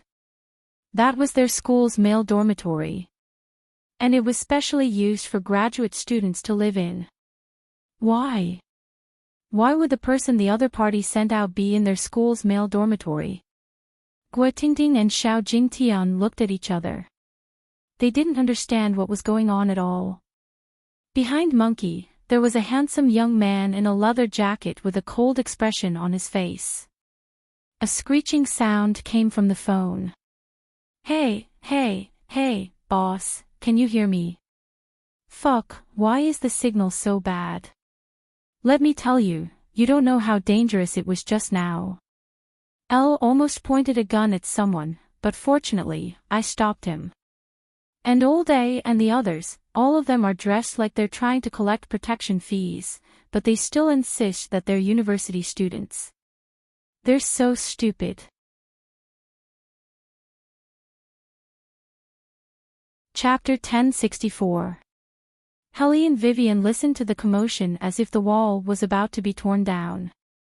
She held her forehead with her fingertips and sneered. Monkey, get to the point. The rest of you, if you don't keep quiet, you're not allowed to hug Qingchen anymore. When the rugged men with explosive destructive power heard this, they instantly straightened their backs and stood in line. Getting the little boss's favor was the goal they had been pursuing all their lives. Without the little boss around for the past 2 days, they felt like they had nothing left to live for. If they couldn't hug her in the future. Whoa, just thinking about that scene made them feel so sad and cruel. Helene Vivian was already used to the behavior of her silly subordinates. The corners of her mouth twitched and she didn't look at the rugged faces of the rugged men. She said to Monkey, "The documents are 100% restored."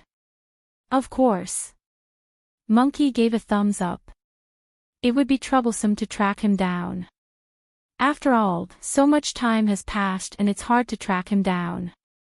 Fortunately, Boss said that she would come to this school to look for him. At least it saved me 3 days and 3 nights of tracking. As long as his laptop hasn't been changed, I can find him by following the traces. This kid is quite smart. He knows to clear the documents at a fixed time. I used the recovery recycle bin to retrieve the previous documents. It took some time, but everything went smoothly. Very good. Helene Vivian's thin lips curled. Point your phone at his computer screen. I want him to see it with his own eyes. Monkey naturally did as she said. Zhao Xiaodong looked at the page that he couldn't be more familiar with. The expression on his face couldn't be maintained anymore. Helene Vivian's voice was still smiling, like a death god coming to claim his life. Student Zhao, you shouldn't be unfamiliar with this chat screen, right? To prevent you from trying to get away with your glib tongue, I asked them to restore the email you used to submit your submission to the store manager. There was only 1 sent document. Did you think that I wouldn't be able to find you just because you didn't leave your personal information when you registered? Student Zhao, you underestimate me, on my OG who only knows how to play tricks. Zhao Xiaodong still didn't speak. His entire face was ashen. The store manager's reaction was very big. He pointed at Vivian's phone screen and exclaimed, "It's this email. This is the email address that sent me the sobbing house's secret room plan." Student Zhao. Helene Vivian put away her phone. Her actions were handsome, and her words were concise. She went straight to the point. If this plan of yours is handed over to the police to ask professionals to study it, they will immediately analyze the flaws in it. Why those unnecessary steel pipes appeared in this plan, and what function the walkie-talkies played, they will know with a simple investigation. As for you, don't even think about escaping this calamity. Hearing this, Zhao Xiaodong laughed softly. Then he took off his glasses, and the fierceness on his face was obvious. I really don't understand. My plan was so perfect. How did you find out about these things? Shouldn't you suspect Qin Feiyang the most? He's clearly more qualified to be a murderer than I am. Because of all the background story and props in the secret room, everything you did was related to your heart. You restored everything that happened back then. Since then, I've been thinking, how could the content of a secret room be as high as 90% similar to your experience? Unless there's something I don't know about, so when I reached the 3rd level, I had already sent someone to your school to wait. As expected, it was very rewarding. Fortunately, the store manager didn't forget the origin of this secret room plan. Helene Vivian stretched and said in a very calm voice, "Okay, it's over. I've also found the evidence you've been thinking about. Student Zhao, go to jail obediently." Of course, Zhao Xiaodong wouldn't give in so easily. His first reaction was to run. Who would have thought that as soon as he turned around, something would fly over from behind and stab him in the back of his leg? Zhao Xiaodong immediately crawled on the ground in pain. He hugged his leg and looked to the side. It was a young man in a black suit. Speaking of this, he felt that it was inconceivable. The mechanism he had set up would definitely kill someone. Those steel pipes would definitely kill someone. Why wasn't the other party injured at all? He had originally thought that one more person dying would be able to divert everyone's attention. He hadn't expected that he would fail. Zhao Xiaodong grimaced as he looked up at Baligaju. This was undoubtedly the biggest failure of his plan. And that high school student. Zhao Xiaodong turned his head and looked at Hellion Vivian, his face extremely pale. Hellion Vivian didn't even look at him as she walked past him. Wait a minute. Zhao Xiaodong endured the piercing pain in his body, his lips trembling. Since you're so capable and can find out everything, and you said that I wrongly avenged Sikhan and that Zhang Heng wasn't the one who killed her, then who is the murderer? And who is the murderer? Hellion Vivian glanced to the side without a trace of warmth. Why should I tell you? You know who that person is, don't you? Zhao Xiaodong became agitated. Help me find that person. Hellion Vivian stopped in her tracks and said in a calm voice, I've always thought that no matter what kind of love in this world, at the very least, it requires equality. You like her, and she respects you. It's not a pity that a woman like Dong Sikhan died. In a relationship, many people break up for various reasons, but it doesn't matter. The most disgusting thing is a woman who interferes in other people's families and plays with other people's feelings. She's no longer around because the heavens have eyes. She treated you so badly, yet you still want to avenge her. Should I say that you're a scumbag who deserves a scumbag? Student Zhao, when you have time, think about your parents. How did they treat you? Is it worth ruining your entire life for such a woman? Zhao Xiaodong didn't say anything else. He was suddenly stunned. At that moment, the only image that appeared in his mind was that his mother had come to Beijing and couldn't bear to go to Starbucks. She had said, son, one drink costs more than 30 yuan. That's too expensive. I won't drink it. Mom will buy it for you. What do you want to drink? He came from a small town, and his parents were very ordinary workers. There was no coffee shop like Starbucks in their county. His mother really couldn't bear to part with it, but no matter how reluctant she was, she still ordered him a cup of iced cappuccino on such a hot day. At that time, he thought that she was embarrassing because she didn't even know how to order coffee. Of course, it was embarrassing. To them, and especially to Dong Sikhan, Starbucks was nothing more than an ordinary thing.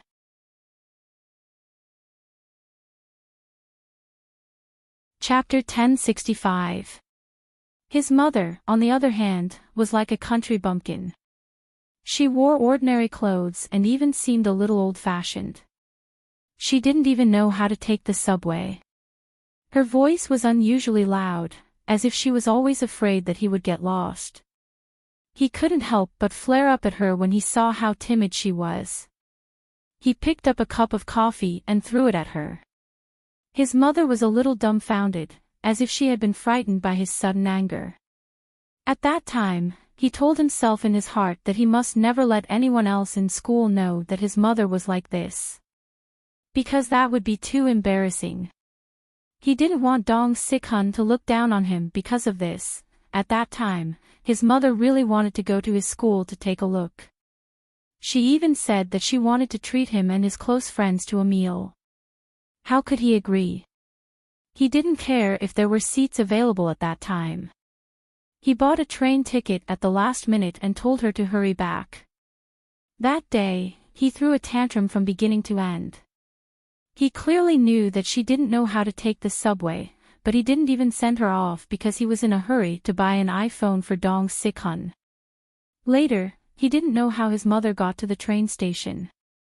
But at that time, when he received a call, she was still smiling on the other end of the phone. She told him not to worry about his family and to focus on his studies. If he didn't have enough money to spend, he could ask her for more. She also said that he could eat whatever he wanted and not treat himself badly. She also said that he shouldn't be greedy when sleeping and that he should cover himself with a blanket. At that time, he only felt impatient and said, I'm not a 3-year-old child. I know all this. How troublesome. Then he hung up the phone. Later, he found out from his father that because his mother didn't know how to get to the train station, she was stuck in traffic and didn't manage to catch the train that night. She spent the night at the station and only bought a new ticket the next day to go home. Xiao Xiaodong didn't know why, but he only remembered these details now. Every scene was so clear in his mind. She clearly couldn't bear to part with it.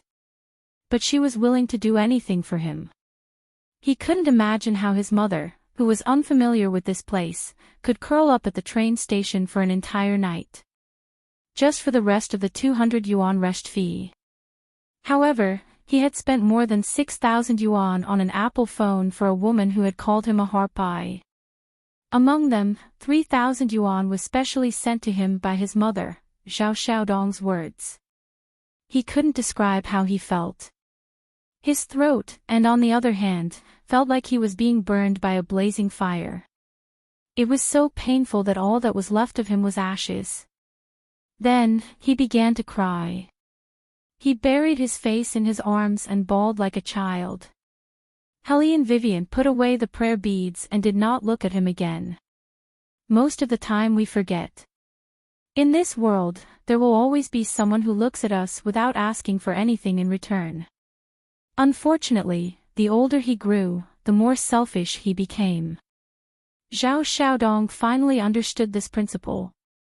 When his mother didn't know how to do those things, did she also feel bad in her heart? However, as someone who knew everything, he didn't teach her. Instead, he felt that she was an embarrassment. Sometimes, the older your parents get, the more they remind you to pay attention to these and that. Actually, it's because she misses you. Why is it that when we were young, everything was taught by our parents? But when we grow up, we put them at the bottom of the list because of many things. Police cars roared from the long alley. They took Xiao Xiaodong and a few others away. After all, someone had called the police, so they had to make a statement. Under normal circumstances, the murderer would defend himself. They didn't expect Xiao Xiaodong to be so quiet, except for being blunt about his crime.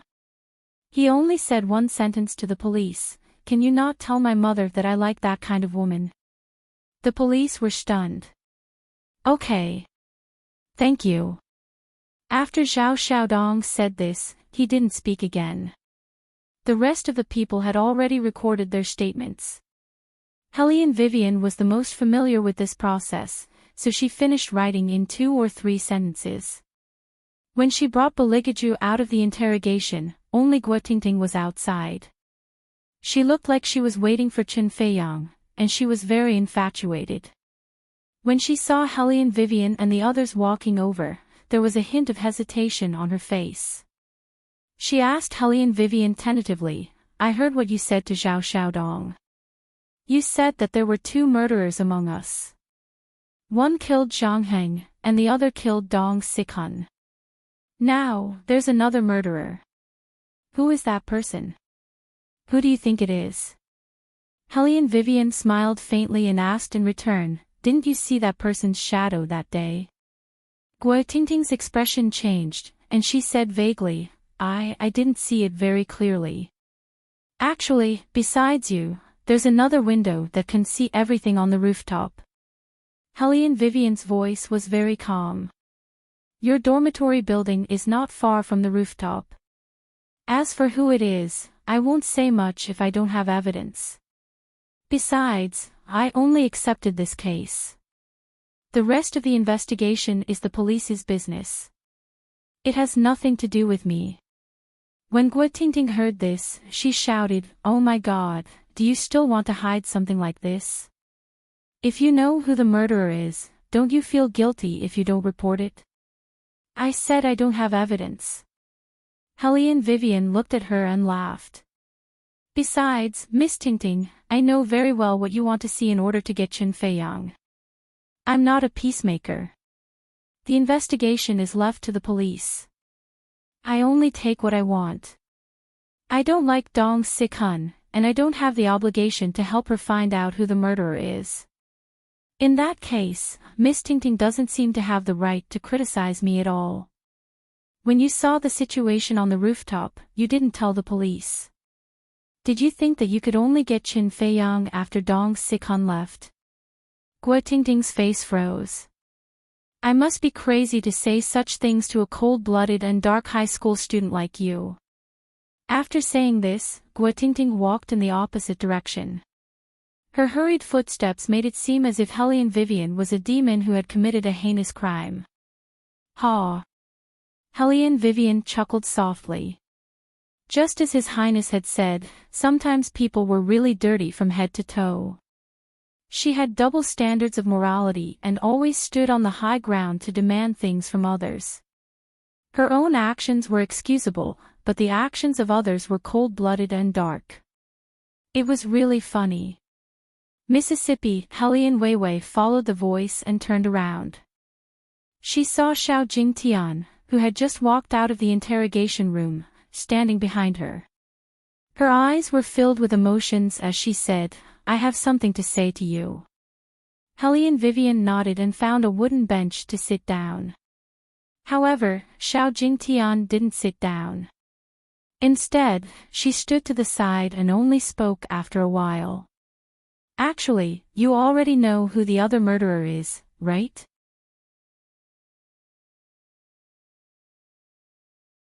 Chapter 1066. Hellion Vivian looked at her and slowly smiled. That's right. I already know the identity of the other murderer. Then why didn't you tell the police just now? Xiao Jingtian clenched her hands and lowered her eyes a little. Hellion Vivian looked up at the clouds floating in the sky.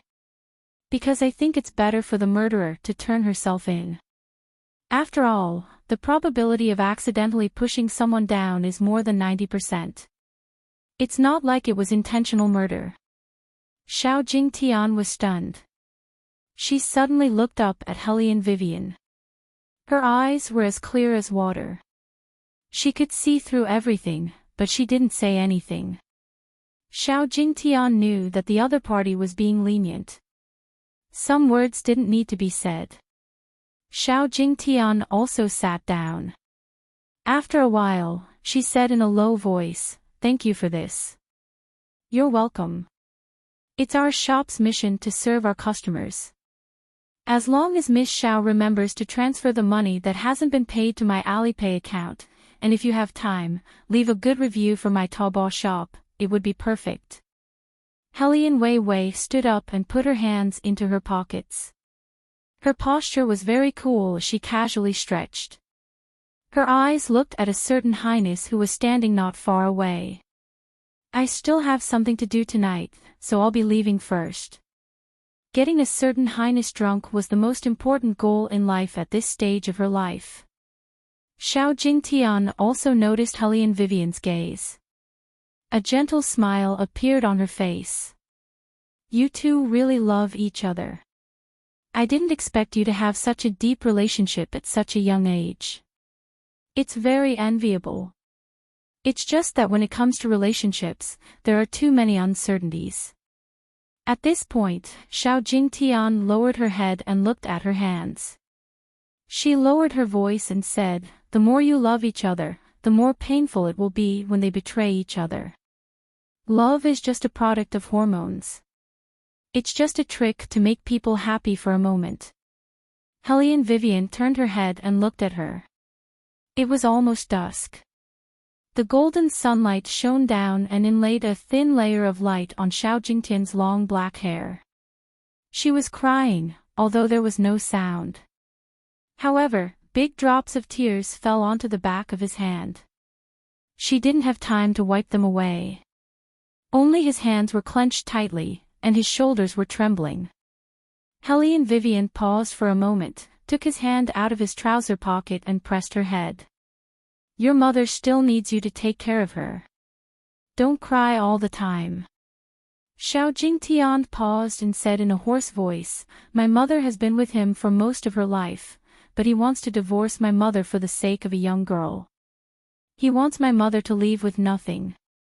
My mother can't bear to part with me, and she can't bear to part with this family, so she has always been hesitant. Helene Vivian didn't say anything.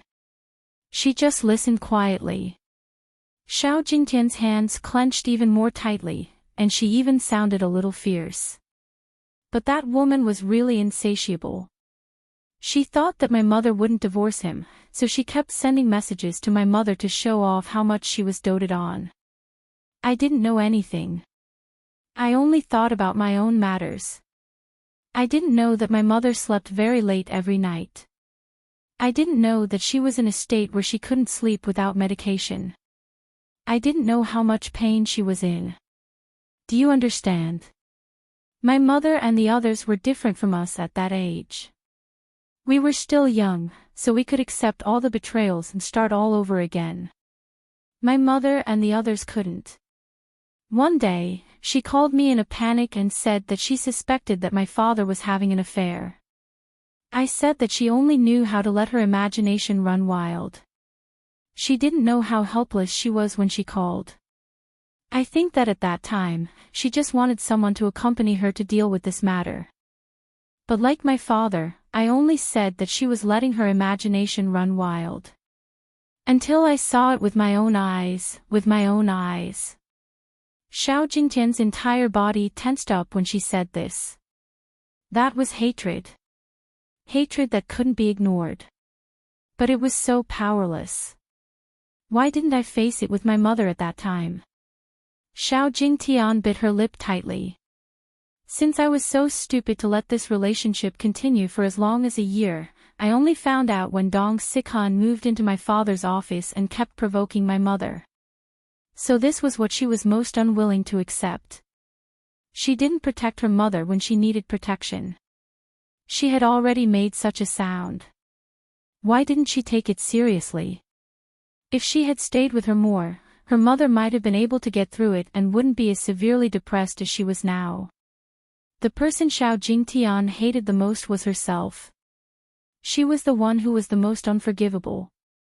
Helene Vivian knew that she wouldn't get any good karma for doing this, but she still did it. It wasn't because of anything else, but because she saw a shadow of herself in Xiao Jingtian from back then. Let me tell you about me. Helene Vivian just stood there and stroked Xiao Jingtian's hair with her fingers. When my father cheated on me, I was still very young. I can't even remember how old I was. My mother couldn't take it anymore and jumped down from the second floor. She stopped breathing on the spot. I used to be so cold that I didn't seem like a human being, and I still look the same. When I face certain things, I'm always more inhumane than other people. However, I always believe that no matter how dark and untrustworthy the world is, there will always be someone who will appear when it's time to give you all the warmth and embrace. So, maintain your bottom line as a human being and don't throw yourself away. Tian. An anxious voice interrupted their conversation. Helene Vivian looked over and saw a rich lady in her 50s with messy hair running towards them. She looked Xiao Jingtian up and down. Do you hurt anywhere? Tell me. No. Xiao Jingtian looked up and grabbed her mother's hand. Her voice was extremely hoarse. Mom, divorced Dad. The rich lady was shocked, and her eyes turned red. Okay. With one word, the mother and daughter finally talked about this topic again.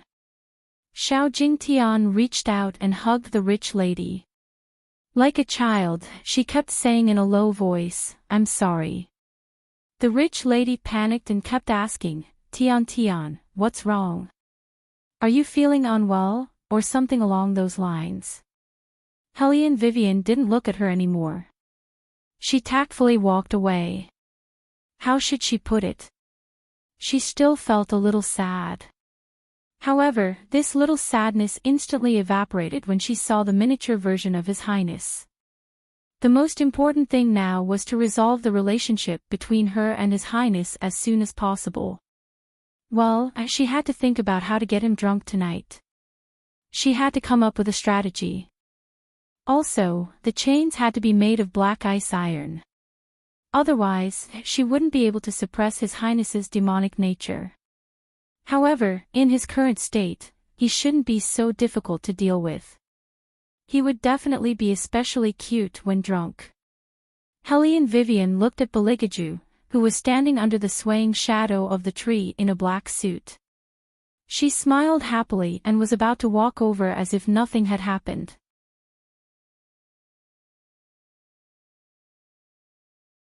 Chapter 1067. Swoosh.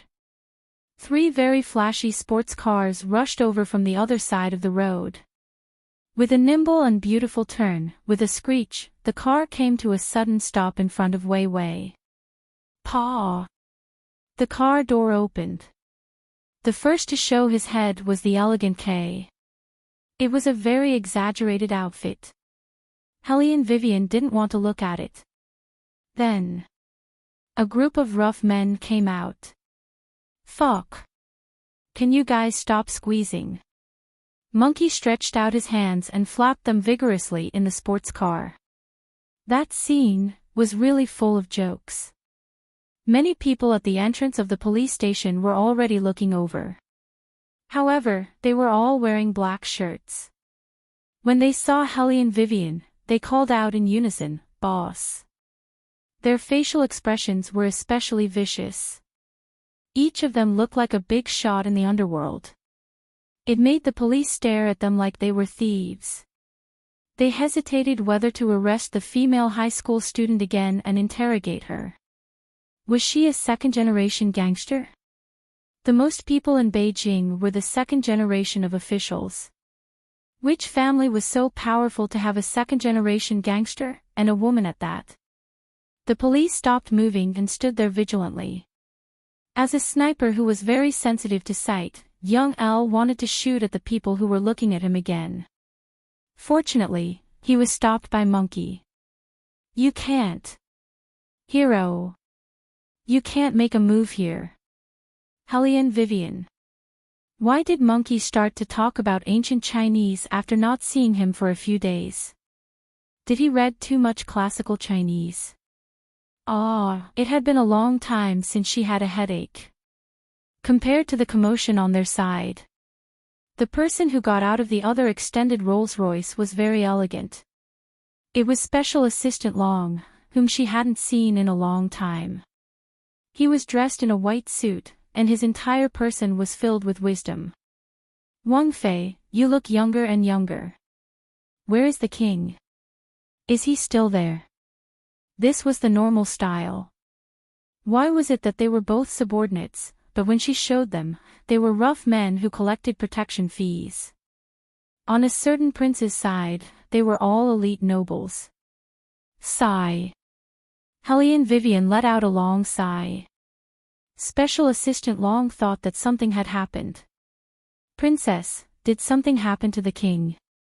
He's fine. Hellion Vivian pointed to the opposite side. Where is he? Forget it. You won't understand my sadness. Azure Dragon really didn't understand, but when he saw the figure that had shrunk by a third, his eyes shook. King, Beligaju glanced at him leisurely. His gaze was the same as before, indifferent and emotionless, but it made people feel an unprecedented sense of oppression. This was because the demonic nature in his body had reached its peak. The Azure Dragon silently closed his mouth, wondering why the king had revealed this form. He was secretly pulled aside by Hellion Vivian. Azure Dragon, how much do you know about His Highness' alcohol tolerance? Fortunately, it was the Azure Dragon. If it was the Fire Qilin, it would have cried out in surprise. Azure Dragon was relatively calm. After a moment of confusion, he replied in a low voice, I'm not sure about His Majesty's alcohol tolerance, but after coming here, His Majesty likes to drink red wine, especially Lafite. I know this. Hellion Vivian chuckled softly, as if she was planning something. Actually, I almost had a conflict with His Highness. Hearing this, the Azure Dragon secretly glanced at his master and found that Beligaju was looking at him. He nodded his chin, which meant that the Azure Dragon should listen obediently. No wonder His Majesty was so cold today. It turned out that he had a quarrel with the princess. He should have thought of this long ago. No one could make His Majesty have such a clear feeling except for the princess. The Azure Dragon coughed softly. According to the hint given by Beligaju, he followed Hellion Vivian's words and said, "So, what does the princess want to do?" "I want to get him drunk." Hellion Vivian lowered her voice and said very seriously, "You should understand that in our modern world, under normal circumstances, the overbearing president will use this method to solve conflicts." The Azure Dragon, after coming to the modern world, as an all-around special assistant. He watched a lot of TV series. But there was no female lead in TV series who was an overbearing president. "Princess Consort, have you mixed up your own title?" The Azure Dragon didn't know about this kind of thing. Hellion Vivian didn't get it mixed up in a day or two. "So, do you have any good suggestions on how to get him drunk quickly?" Hellion Vivian was definitely discussing this problem with the Azure Dragon very seriously. "How can His Majesty?" The Azure Dragon was still smiling, but when he saw the deep eyes of his master not far away, he immediately changed his tone and spoke twice as fast. "Actually, it's very easy to get His Majesty drunk. Just mix the red wine with white wine and drink 3 glasses. He will definitely be drunk." Hellion Vivian's eyes lit up. "Mix it with wine. Why didn't I think of this method?"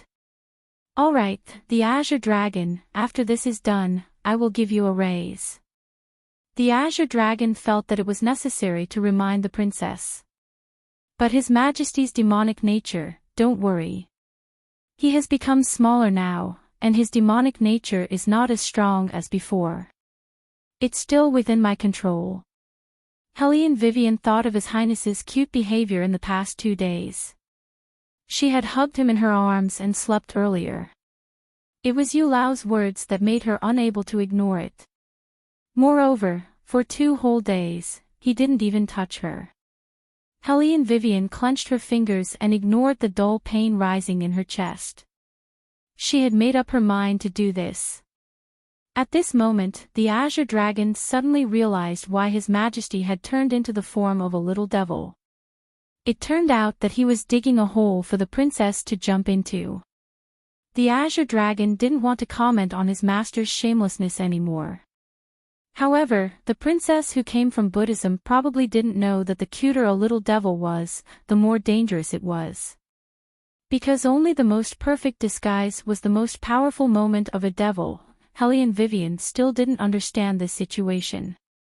After all, whether it was Tian Dao or Buddhism, one would only shrink when one's magical power was lost. It was the same reason why she had become smaller. Therefore, she thought that Beligaju would be like her. She even asked Monkey to get her a pair of good handcuffs. They were made of special materials and were specially used to deal with devils. "Boss, what do you want this for?" Monkey thought that she had encountered some evil spirit that was difficult to deal with. Hellion Vivian was very straightforward. "Isn't it a little tight to handcuff His Highness?" The rough men were speechless. Did they know something that they shouldn't know? She was indeed the boss. She could even think of such a way of playing. In other words, when the boss and Big Boss Jew were together, she was indeed the one who forced herself on Big Boss Jew. Hellion Vivian lowered her head and fiddled with the handcuffs. She didn't realize that the people around her had already misunderstood. She was thinking about what she should do tonight.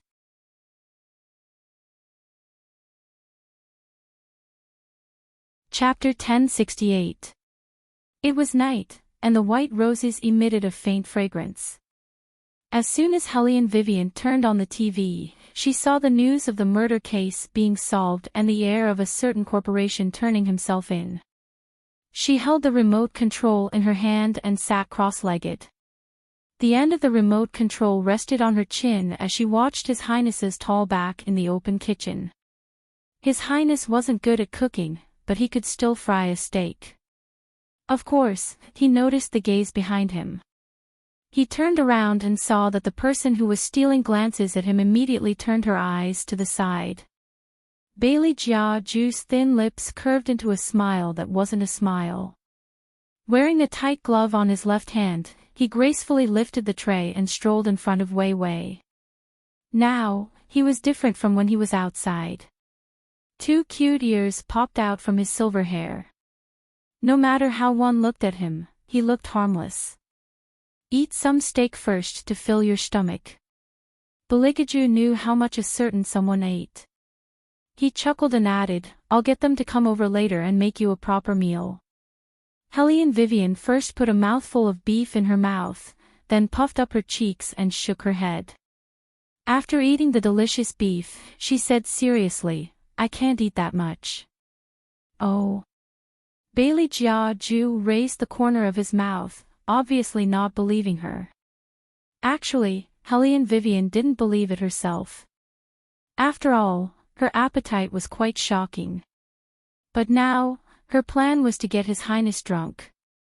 How could she let others ruin her plans? Have you ever seen a woman bring her family along when she wants to sleep with a man? I've been on a diet recently. Helene Vivian said sternly, don't you know? If you don't lose weight in June, you'll be sad in July. Besides, it's so late. They came over just to make me a meal. I'm very stressed, and my appetite hasn't been very good recently. Bailey Jiaju looked at the piece of steak that was quickly finished by her, and his smile grew wider. Ha! Her appetite wasn't very good. Although Helene Vivian usually lied, she had never tried to cover it up like today. The main thing was that he was about to do something bad. When he thought about it carefully, he felt a little guilty. Helene Vivian cleared her throat guiltily. She didn't even dare to look at His Highness as she said to the air beside her, my head is tired from solving cases all day. I'm sure I'll have nightmares when I sleep. Why don't we have a drink? Beligaju smiled and his ears twitched. Want a drink? That's right, just a drink. Helene Vivian really wanted to reach out and rub that pair of ears. Her beautiful eyes were bright. Anyway, there's still a lot of time. Beligaju looked like he was in a dilemma. Okay, but you can only drink 1 cup. The last time you got drunk, it was really, don't worry, I won't get drunk this time. Helene Vivian was very confident about this. She wanted to get His Highness drunk, so how could she get drunk first? As a qualified demon deacon, Beligaju quickly curled his thin lips again. Then I'll go get a bottle of red wine. Okay, also get a bottle of Wuliangye. Helene Vivian didn't forget the secret that Azure Dragon told her. Beligaju's beautiful brows furrowed. Wuliangye. I want to mix it with wine today. Helene Vivian smiled gently, and the smell of a young girl came to him. You probably don't know, but when white wine and red wine are mixed together, the two tastes will collide with each other and produce a very wonderful smoothness. Of course, this was all made up by Helene Vivian. The most important thing about red wine was its mellowness. After using utensils to wake it up, the taste of the mouth would be better. How could it be like what she said, mixing Wuliangye? Beligaju stopped and smiled impeccably. Not a bad idea, but it's a pity that we don't seem to have white wine at home. I do. Helene Vivian happily took out a bottle of white wine from her backpack and smiled brightly. Erguoto. Although it's not as pure as Wuliangye, it's not bad. She was really a witty player. She guessed that there might not be white wine in the villa, so she bought a bottle at the convenience store before getting into the car. Seeing this, Beligaju raised his eyebrows and chuckled softly before saying, I'll go get a glass. Go. Helene Vivian suddenly felt that it was perfect. While a certain highness went out, she also checked the handcuffs that she had prepared to see if they were strong enough and her superb acting skills. Beligaju quickly came back with the things. The suit on his body didn't become disproportionate because of his shrinking. Instead, it reflected his youthful figure very carefully. The red wine was placed in a small silver bucket, giving a very luxurious feeling. The silver bucket was full of ice cubes used to ice the red wine. In this kind of weather, drinking dry red wine with a slightly cold taste couldn't be more enjoyable. Helene Vivian reached out and took the wine glass that a certain highness had brought. After Beligaju's hands were free, he took a clean handkerchief with one hand and held the red wine bottle with one hand. He poured the wine into the wine glass with a standard posture. It was said that the temperature of the hand would affect the taste of the wine, so when pouring the wine, one had to be careful. As long as the wine glass was gently shaken, the rich fragrance of the red wine would spread out from the mouth of the glass. Helene Vivian took a sip first, then reached out her white left hand and gently clinked the wine glass in Beligaju's hand. There was a crisp ding sound. Helene Vivian took advantage of the time when a certain highness was still drinking to reach out her right hand and support herself behind him. The two of them were very close to each other. Helene Vivian wanted to sneak up on a certain highness, but she didn't expect that the other party didn't look surprised at all. Although there was still a smile on his face, his eyes were a little indifferent. He just looked at her like he didn't want to touch her. He didn't reach out to hold her waist like he used to. This made Helene Vivian's whole body stiffen, and then she withdrew her hand uninterestedly. Sure enough, he didn't have much interest in her after she had grown up. Or was it because he had already raised her, so he didn't find it fresh anymore? Helene Vivian narrowed her eyes and drank all the red wine in the glass in one gulp. Then she bit open the lid of the erguoto and looked at Beligaju with a faint smile. Do you want to drink it together? Okay. Beligaju put down the wine glass in his hand. There were too many profound meanings in his impeccable smile that Helene Vivian couldn't understand. She didn't know that when she leaned over.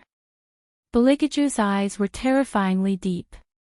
His gaze fell on the delicate collarbone that was exposed because she raised her hand, and there was an unprecedented magic in his deep eyes. In the beginning, when he saw this little phoenix, he was stunned. She was wearing the most boring thick kasaya, and her stubborn expression wasn't very likable.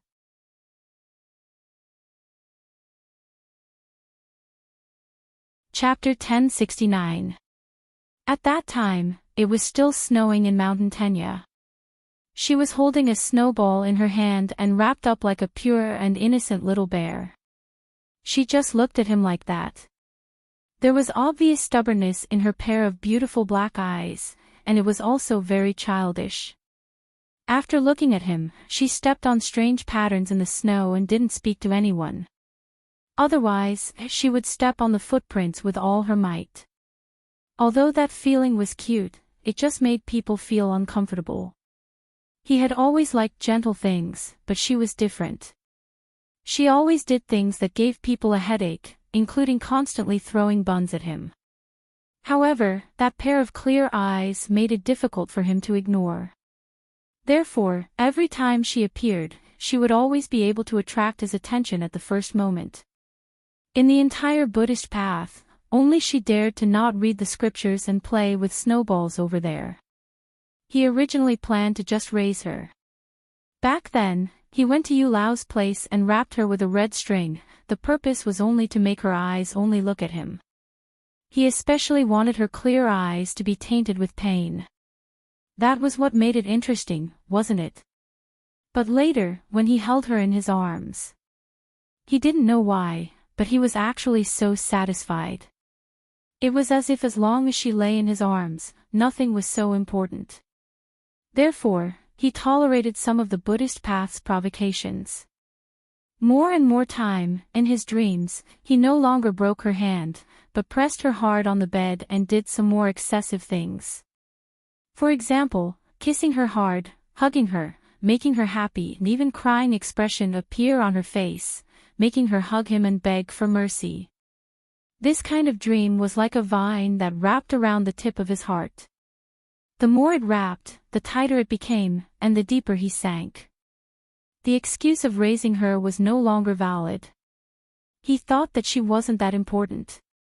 In fact, every time he heard that she went to water the Bodhi tree again, he couldn't wait to lock her up so that she couldn't go anywhere.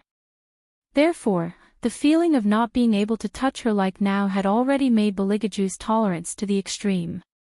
Another drink. Helene Vivian narrowed her eyes and looked at him with a faint smile. Her voice was always pleasant after drinking, like a feather gently tickling the tip of one's heart. Her beautiful eyes had a layer of water vapor because of the alcohol. Her lips were slightly open, and her scattered hair hung down to cover her forehead. Her chestnut black hair seemed to have softened under the warm yellow light. Coupled with the lazy white shirt she was wearing, it only made people want to hug her fiercely. Beligaju's usually cold eyes gradually showed a trace of madness that had never appeared before. However, Helene Vivian, who was determined to get him drunk, did not notice this. She only cared about whether the wine in his glass decreased or not. Azure Dragon had told her to drink 3 cups. As long as he drank 3 cups, a certain highness would collapse. Why hadn't he done anything yet? Beligaju swirled the goblet in his hand. Although his current form was smaller, his movements were still as elegant as before. When he was about to drink the second cup, he reached out his hand and gently supported his forehead with his slender fingers. He looked like he was about to get drunk. Helene Vivian saw this situation and calmly took a sip of red wine. "Do you feel uncomfortable?" "It's okay." The two of them were sitting on the sofa, and beside them was a large floor-to-ceiling window. Beligaju sat like this, and his posture became a little more languid. He slowly lowered his head and pressed his fingers on his temples again. His long and narrow eyes closed. His thick eyelashes cast a beautiful shadow on his face. Helene Vivian's eyes lit up. She thought to herself that it was finally working. She smiled and began to pour a 3rd cup of wine for a certain highness. Then, she realized that her overjoyed expression was too obvious. She instantly returned to a concerned tone. "Since you're not feeling well, drink this cup and go to bed early." Helene Vivian felt that what she did this time was perfect. After all, a certain highness listened to her and said "okay" to her with a chuckle. She didn't know that her cunning fox appearance had long been captured by Bailey Jiaju's eyes. The taste of red wine mixed with white wine was indeed very strong. Especially when it was drunk in one gulp. Helene Vivian smacked her lips and looked in Beligaju's direction. At first, she wasn't sure if a certain highness was drunk. Until Beligaju stood up and swayed. He still had a perfect smile on his face, but his footsteps were a little unsteady. Helene Vivian finally believed Azure Dragon's words. She stood up and pressed the man down on the soft sofa. Although the sofa was single, it was very big. Therefore, Helene Vivian's actions didn't affect anything. She didn't give the man a chance to react. Then, there was a click. Cold handcuffs locked his right hand and handcuffed him to the sofa. Beligaju didn't expect to use a prop like handcuffs. He raised his eyebrows and looked at Helene Vivian with a deep gaze. "What are you doing? Don't look at me like that." Helene Wei felt the need to defend herself. "It's all because you've been too abnormal these past 2 days, that's why I'm doing this." At this point, she paused very seriously, then said, "Don't worry, I'm not going to sleep with you." Beligaju had a smile on his face, but his eyes turned cold when he heard the last sentence. He thought that she was going through so much trouble to do something to him. This result was very different from what he had expected. It was still not enough. Just doing this was still not enough. Helene Vivian also realized the coldness emanating from the man. Her guess had been confirmed. Her heart felt like it had been stung by something, and the pain was obvious.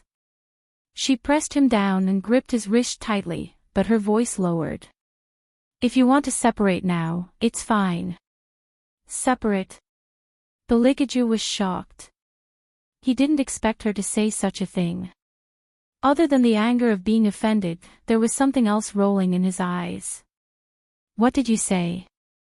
Helene Vivian clenched the flesh on her palm. After so many years of being together, she even felt like she was connected to him by flesh and blood. She didn't want to separate, but there was no other way. Some things were ambiguous to begin with. I said, it's fine if you want to separate now. Helene Vivian looked at him. I heard your conversation with Yulao that day. Actually, you already knew a way to make me grow up, but you never thought of telling me, right? Beligaju didn't deny it. And this silence made Helene Vivian's heart sink. What you want more is a little phoenix that is completely raised by you. When you first approached me, this was what you were thinking, right? If that's the case, it's better to separate.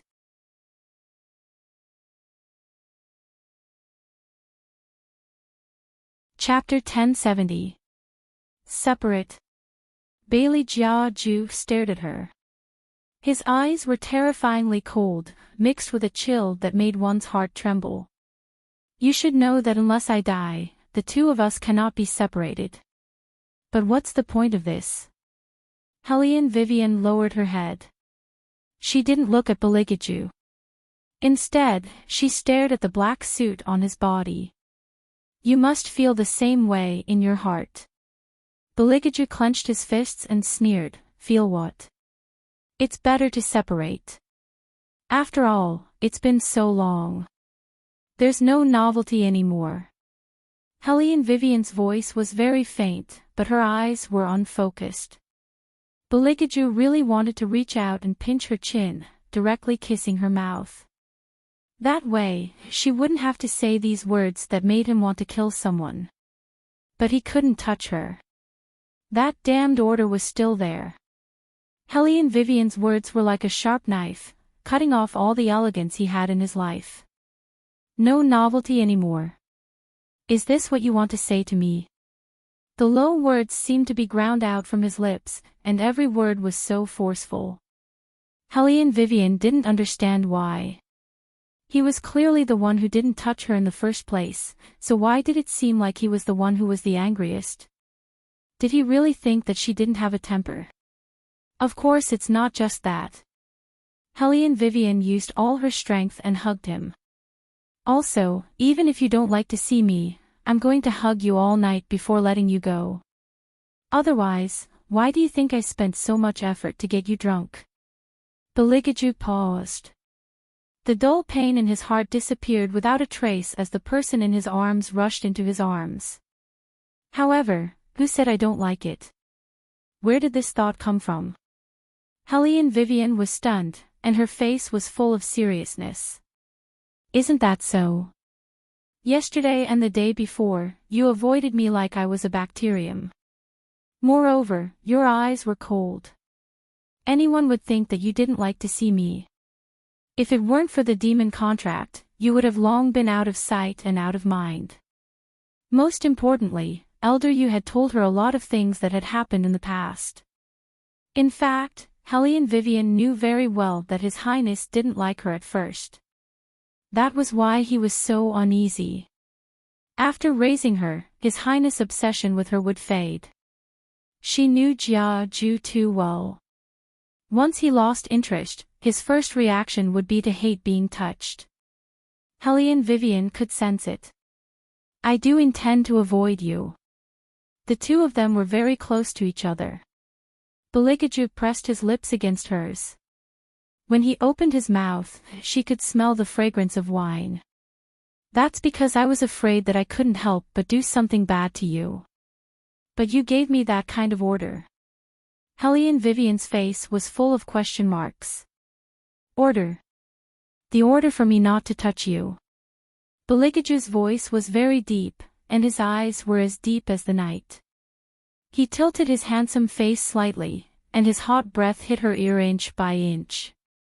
Otherwise, my respected master, why do you think I didn't hug your waist and take you fiercely when you pounced on me? Helene Vivian's body trembled sensitively. A numb feeling came from her ears, and her face was a little hot. She coughed softly. So that's how it is. She had long forgotten that she had given that kind of order. It was really embarrassing that she had made such a big mistake. Of course. Beligaju looked at her, and there was too much depth in his eyes. Helene Vivian was straightforward. That's my fault. I'll take back the order. You can do whatever you want with it. That was what she wanted. Beligaju lowered his eyes, and his silver hair covered his expression. His hands with black gloves were placed on both sides of the sofa, and one of his hands was still handcuffed. His two soft ears were very harmless, and only the corners of his mouth were curled up in a mischievous smile. Helene Vivian looked at him. It was really cute. She felt that since the misunderstanding was solved, it was not a big deal to lock a certain highness up like this. After all, a man who was not controlled was too dangerous. He would not let her hug him to sleep. This was the best situation. He was drunk, handcuffed, and his magic was weakened. No matter how she touched him, he would not resist. Helene Vivian liked this setting very much. She leaned over and kissed him. Just lock me up. I can still hug you to sleep later. How do you plan to hug me to sleep? Beligaju raised his eyebrows playfully. Helene Vivian reached out and pulled his ear. She felt that she had made the right decision today. It felt so good to the touch. Just hug me like this. Also, you don't have to struggle. With your current magic, you can't open these handcuffs. Oh. Beligaju smiled. It's so strong. Helene Vivian was quite proud of this. I specially asked someone to make it with Xian ice iron. Xian ice iron specially used to subdue demons. Beligaju did not move. He looked down at the handcuffs on him, and the corners of his mouth curled up into a smile. That's a good idea. Of course, who came up with the idea? Without guessing, Helene Vivian was very happy. Her glassy eyes were like spring water, and she looked very cunning. But you handcuff me like this. Aren't you afraid that I'll be angry? Beligaju looked up at her. Half of his body was on the sofa, and his suit was wrinkled. It always gave a sense of beauty that was finally broken. Helene Vivian kissed him again. Anyway, no matter how angry you are, it will be the next day. Now you can do something to me like this, right? Are you still dizzy? I'll go make some pear soup for you to drink first.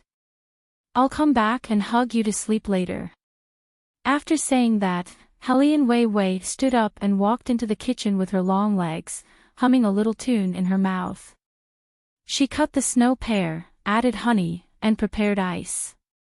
After drinking wine in summer, it was always good to drink some pear soup. Beligaju looked at the busy figure in the kitchen with deep eyes. The smile on his face was evil and dangerous, which was in line with his current harmless appearance. The pear soup didn't take long to boil. After it was out of the pot, Helene Vivian tasted it. It wasn't very sweet, so His Highness probably wouldn't hate it. Then, she scooped it into a wine glass, added 3 ice cubes, and brought it to Beligaju. Helene Vivian looked at the handcuffs on him. It's not convenient for you to drink by yourself. I'll hold it for you to drink. After drinking, we'll go to sleep. It seemed that she liked the fun of locking him up. Beligaju chuckled and drank a mouthful of pear soup. His obedient appearance made people's hearts itch. Helene Vivian thought that she would be able to sleep with His Highness like this in a while, and her eyes were full of smugness. However, she soon realized a problem.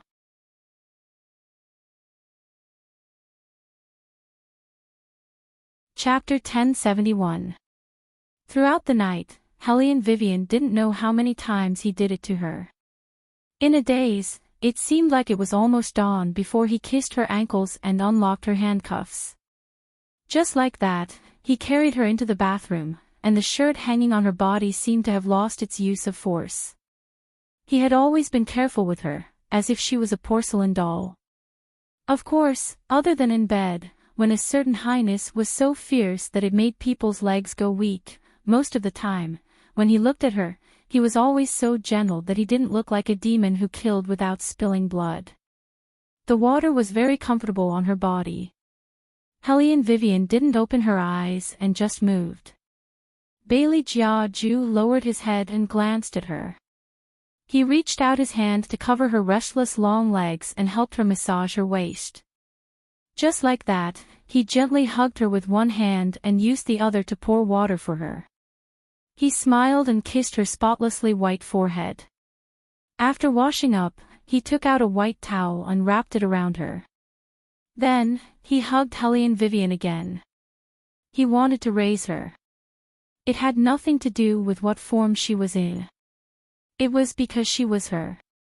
However, those old men in the heavenly Tao were still as talkative as before. This was something that made him very unhappy.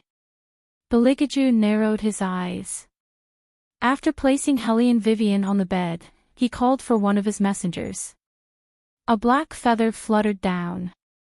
It was a letter written to Yulao. The content of the letter was very simple.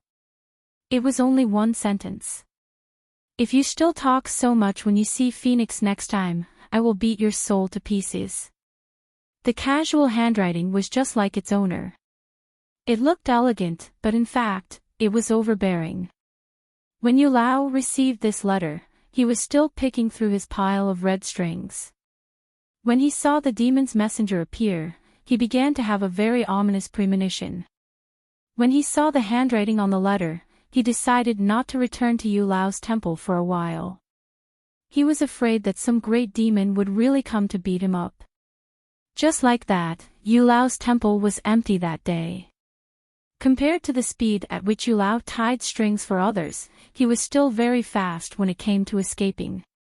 The night faded, and the morning light shone in through the window. Hellion Vivian was woken up by hunger.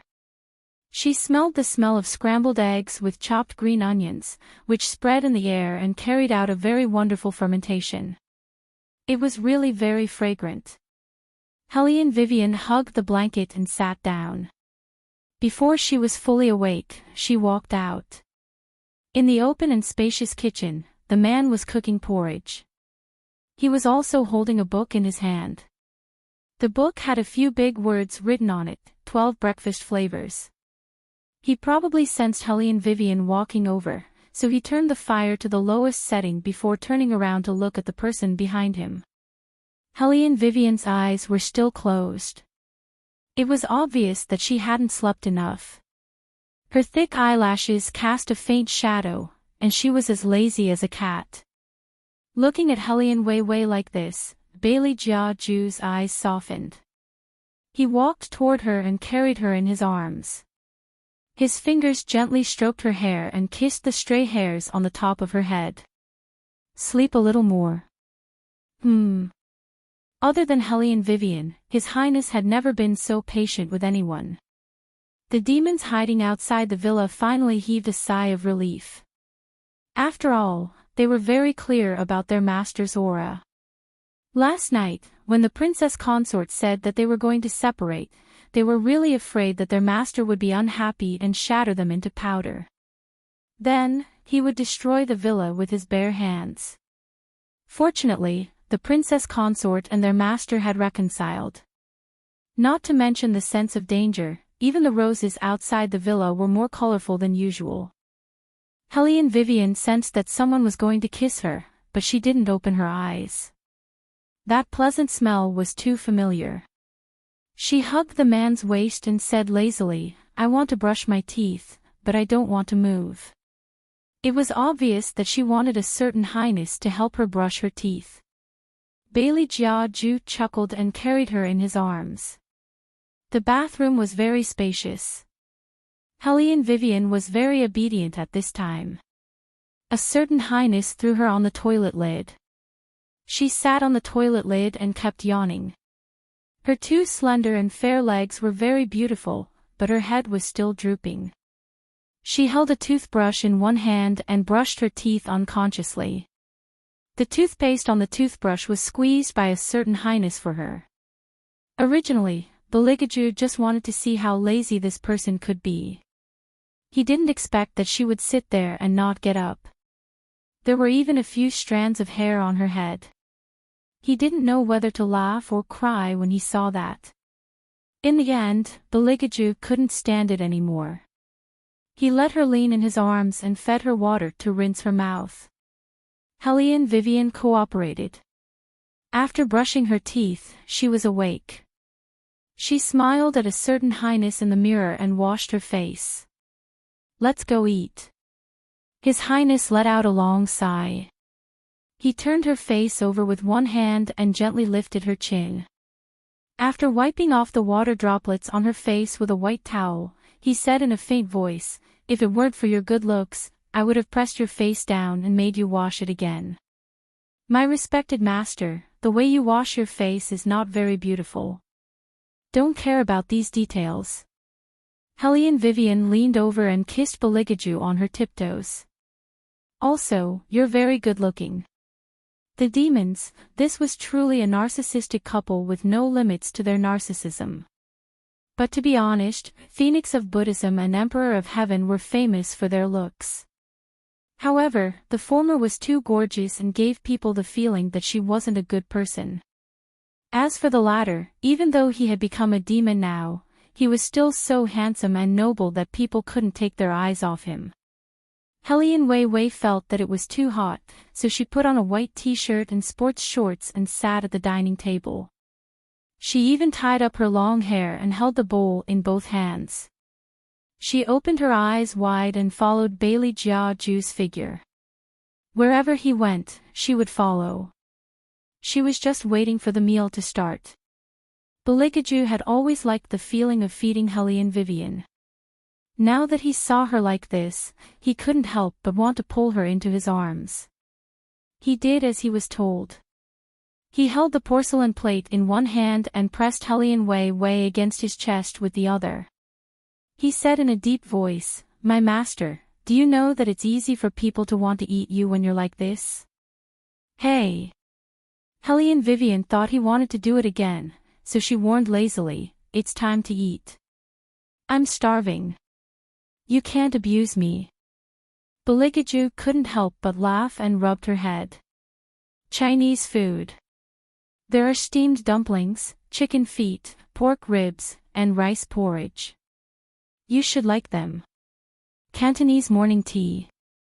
Helene Vivian looked at the table full of small steamers and couldn't take it all. She was obviously very happy. "When did you learn how to make this?"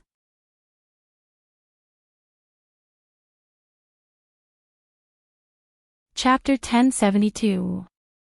Beligaju's thin lips curled up as he picked up a piece of pork rib and put it into her mouth. "I only made an egg with chopped green onions. The rest were all sent over by the hotel's chef."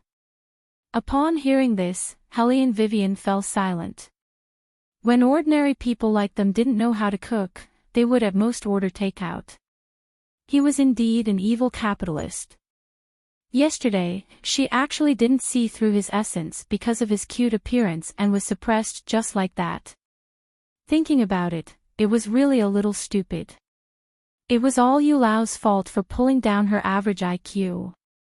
However, today's breakfast was still very delicious.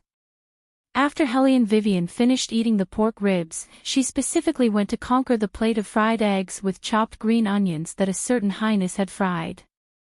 The saltiness was just right, and it was very fragrant. Beligaju knew that the woman in his arms liked to eat Cantonese snacks the most.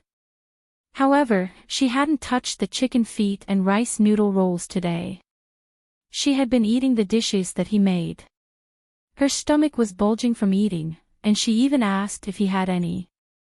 "I'll make it for you tomorrow." Beligaju rubbed Helene Vivian's stomach for her. He used just the right amount of strength, and even he didn't notice the doting look in his eyes. However, he still had to settle the score. My respected master, although we are together in life and death, if you dare to mention separation again in the future, I will definitely break your legs and break your claws. Beligaju said this sentence close to Hellion Vivian's ear. His voice was very deep and low, and it didn't seem like he was joking at all. Hellion Vivian also knew that she had misunderstood this time, but she asked, "Is it still useful for me to drink the divine water now?" She had to grow up eventually. My master. Beligaju reached out and pulled Hellion Vivian's hand over. He lowered his eyes and kissed the back of her hand. You are the phoenix of Buddhism. No matter in the past or now, you rely on your invincible merit, don't you? When Hellion Vivian heard this, she smiled handsomely. You're right. This way, we can earn more money. Recently, my Taobao shop's rating has increased. If I take in another evil spirit, my merit will be complete. Later, I'll look at the comments and see if there are any orders I can accept. Just as Hellion Vivian finished speaking, there was a knock on the door. This villa was very big, and it was located in the middle of the forest. Under normal circumstances, no one would come here. The housekeeper would often come in, but only with Beligaju's permission. Hellion Vivian had never heard a doorbell like this since she moved into the villa. The villa was divided into 2 floors. The 2 of them were sitting in the living room downstairs, which was not far from the door. The person outside leaned against the wooden door and listened. When he saw that no one answered the door, he raised his hand and knocked a few more times. Strange, the address is clearly written here. The person held the envelope in his hand and looked at the villa in front of him that he had never entered before. He frowned in confusion. Did they all go out? They shouldn't be at work at this time, right? Such a big villa can't be without a servant, right? As he muttered, the wooden door in front of him opened. An extremely handsome face came into view. At that moment, he wondered if he had seen a big star. Hello, this is your registered letter. The postman said loudly and handed the letter in his hand to the owner of the villa. Beligaju had been in modern times for so long, but he had never received a letter. This kind of thing that only appeared in ancient times, he did not expect to see it in the 21st century when information was so developed. What's wrong? Hellion Vivian held a steamed bun in her mouth and put her arm on Beligaju's shoulder. She looked at the registered letter in his hand and then frowned. After all, in such an era, very few people would use registered letters, unless there was a secret that they did not want others to know. Hellion Vivian took the registered letter and tore it from the side. There was only one piece of paper inside.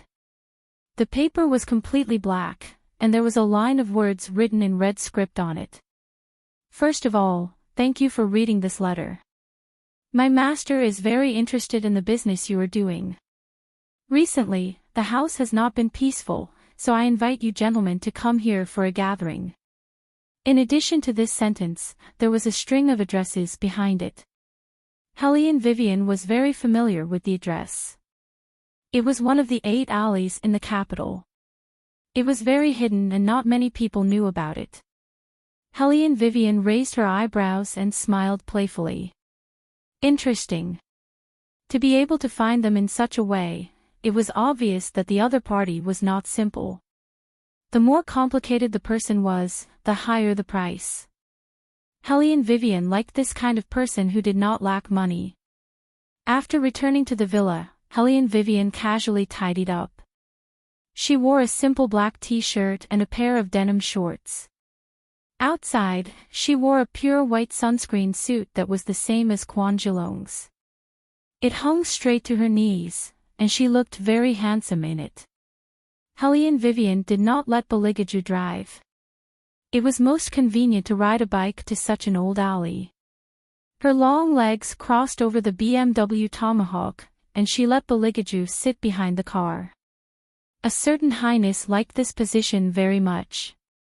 He reached out and hugged Hellion Vivian's waist. It was not very far from the villa to the alley. The BMW Tomahawk was still very popular. Helene Vivian crossed the alley and with a beautiful drift, she stopped the car in front of a wooden door with a stone lion. It was a very large courtyard house. It was built with ancient green bricks and dark sandalwood for the door. This kind of family was either rich or noble. To be able to live in such a big house in a place like the capital, not only did they have money, but they also had power. Therefore, Helene Vivian suspected that the person who invited them this time was very likely to be related to the military or officials. However, the current situation was a little strange. Because outside the door, other than Helene Vivian and Beligaju, there seemed to be other people who were here for business. One of them was wearing a monk's robe. He did not have a beard and looked to be in his 40s. He had a string of prayer beads in his hand, and a group of people who looked like bodyguards followed behind him. Those who did not know better would think that they were here to fight. The other was a girl from Taipei. She looked very sweet, but she was wearing a black gauze dress and a black rose in her hair. She was in her 20s and was holding a crystal ball in her hand. It was said that she had the blood of a witch and could communicate with spirits. She had been on many variety shows and was very famous. Especially recently, she started a live broadcast on the internet. She only received one guest every week and told the fortune of that guest. Now she had become the most popular person in this circle. Those who believed in superstition and those who did not would watch her live broadcast on Tuesday night every week on time. There were two other people. One was a teenager who looked like he had just graduated from high school. There was no trace of emotion on his jade-like face. The other was a man in his 30s. He was calculating something with his fingers, looking very experienced.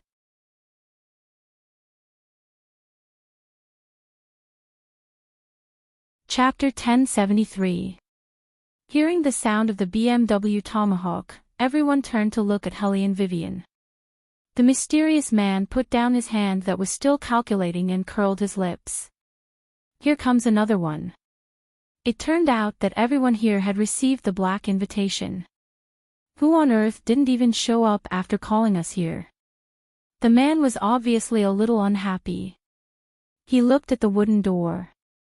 This house is weird too. The rest of the people didn't say anything. Obviously, these people had met in the yin-yang circle and no one was willing to give in to the other. Except for Helene Vivian, the man glanced at them again. "Miss, where are you from? Why haven't I seen you before?" Self-taught. Helene Wei chuckled and replied to him. Then, she took a step forward. She had a basic understanding of the situation in front of her. Someone had led them to this courtyard house and asked them to meet first. This was to let them know that this business deal was still uncertain who would be handed over to them. When the man heard Helene Vivian's words, he laughed without hiding it. "Then you have to be careful. Don't cry when you meet a ghost." "I won't cry."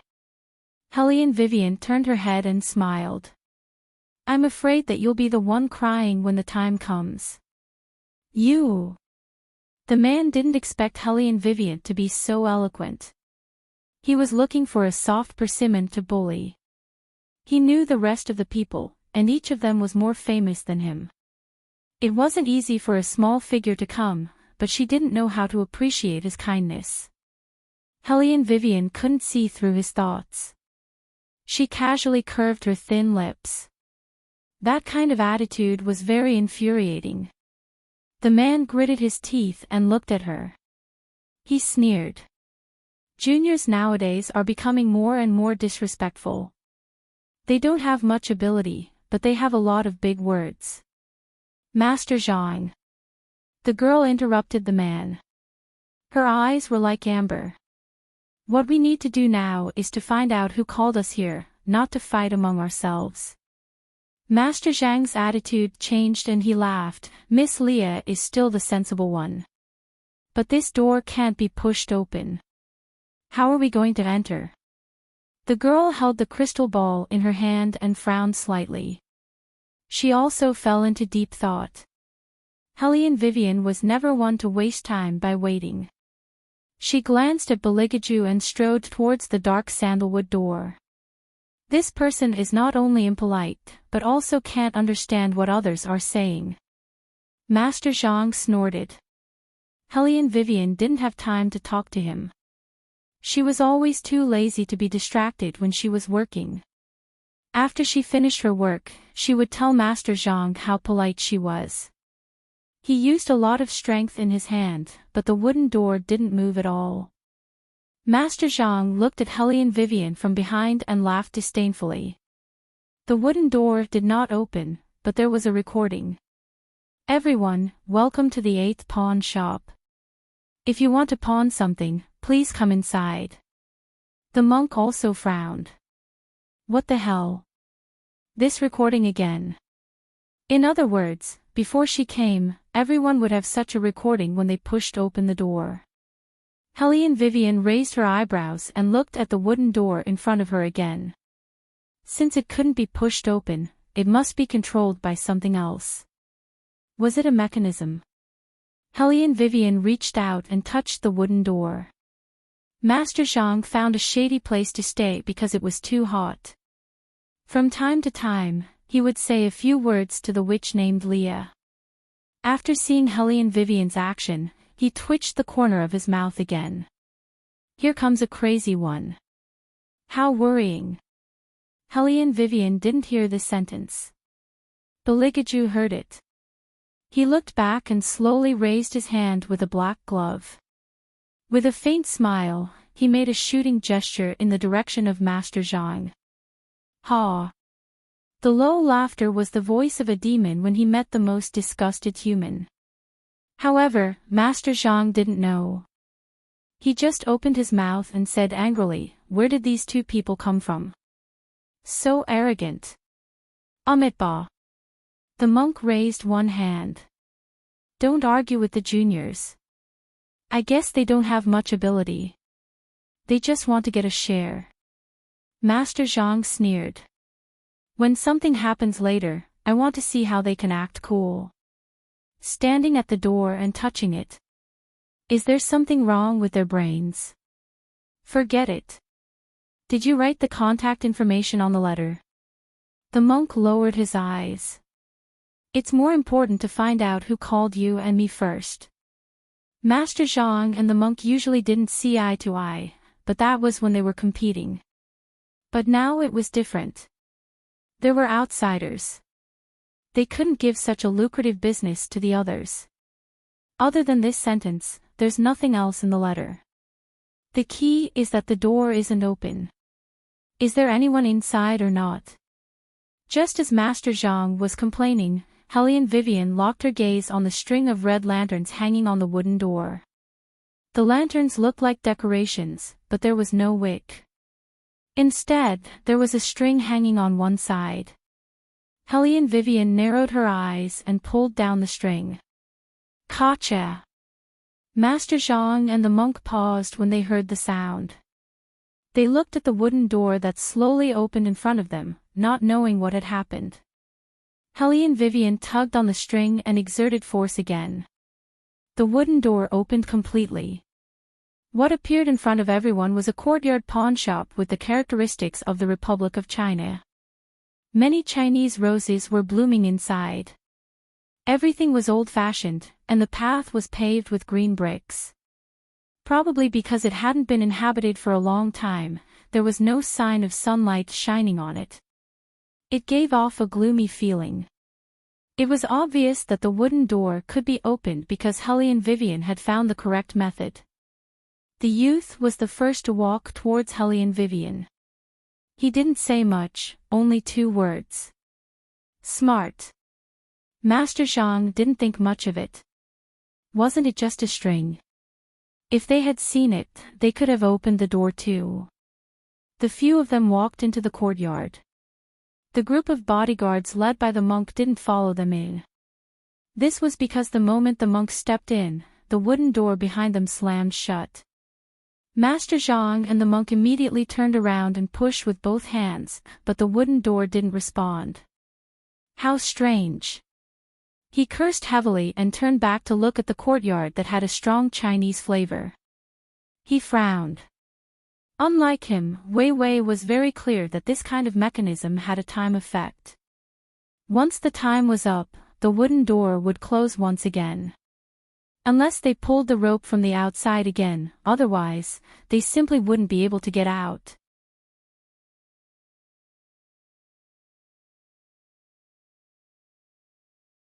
Chapter 1074.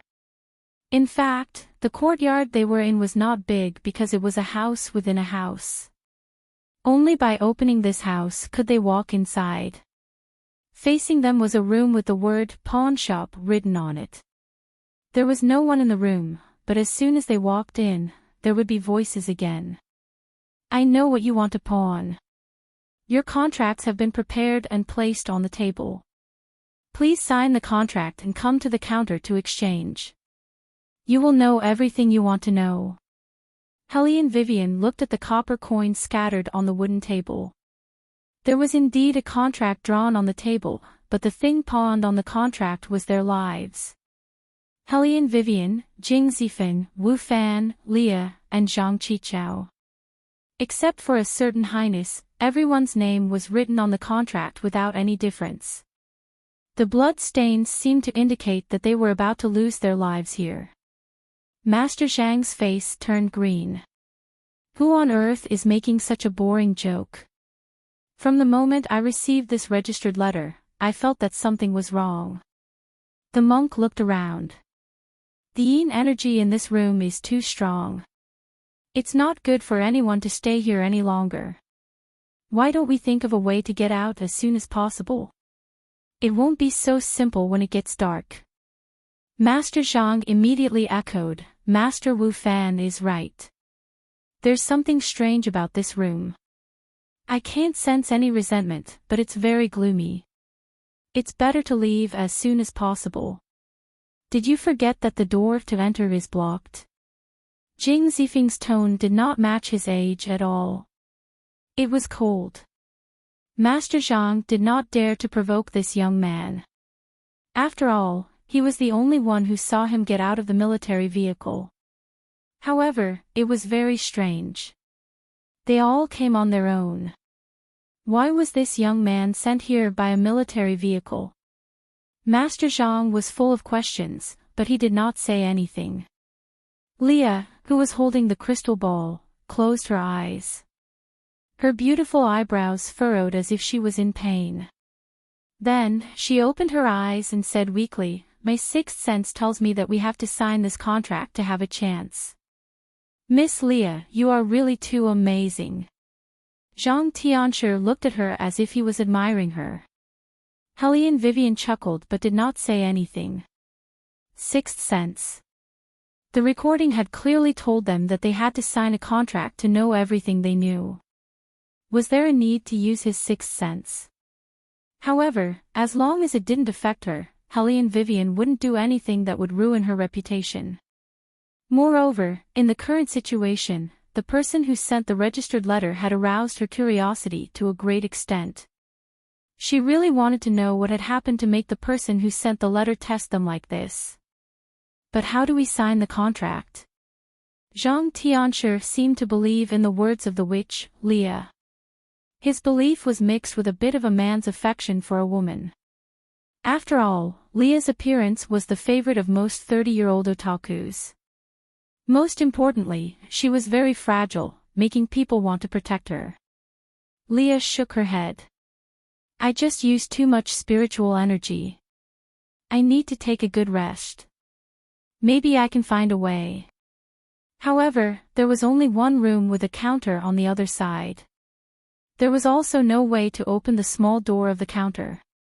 Helene Vivian tried it and then raised her eyes to look at the contract drawn on the wooden table.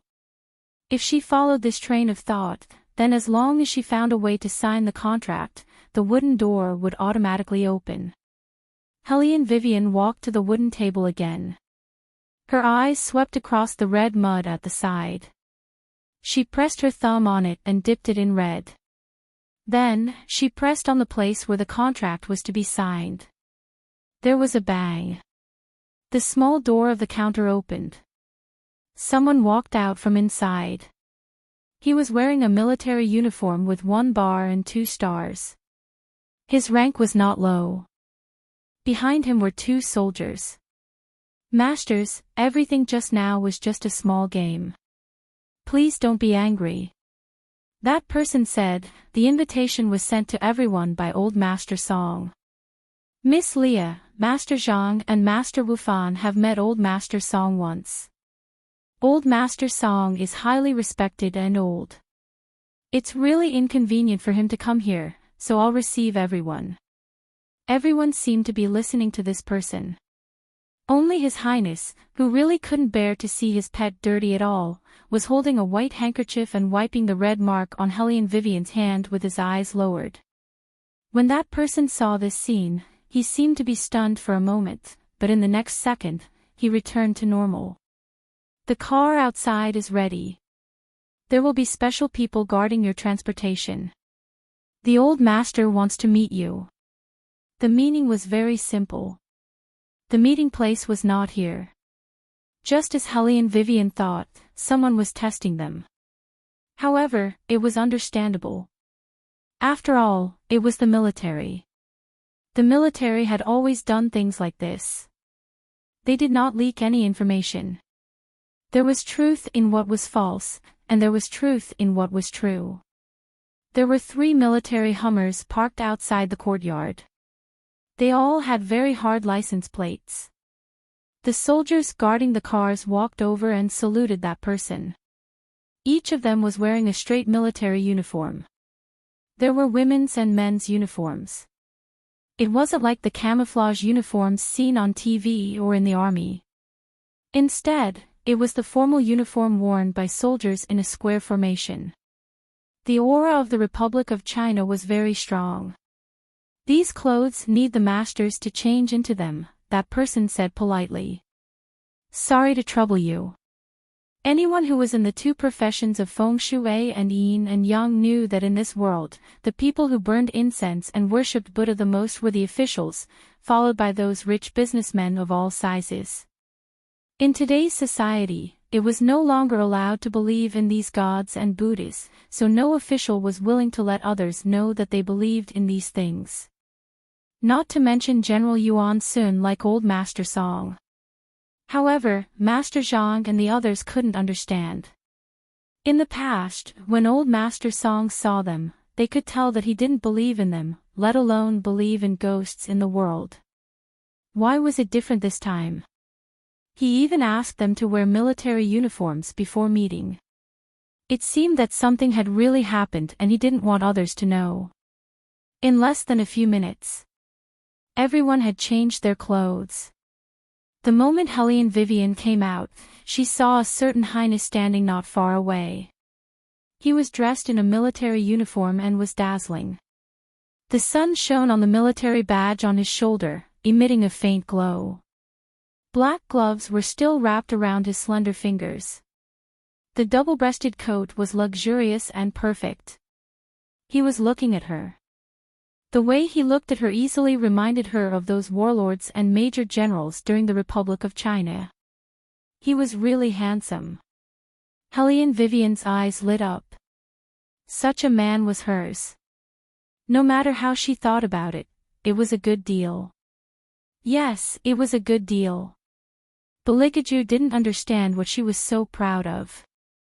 He reached out and pulled her over in amusement. His fingertips brushed across her face lovingly. He raised his thick eyebrows and exuded a sense of abstinence. What is it?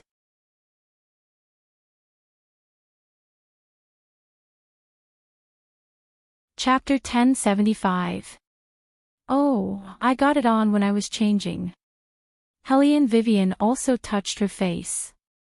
Her hands itched to take a photo of His Highness, but after thinking about it carefully, she felt that it was better to be alone with His Highness like this, so she reached out and put her phone away.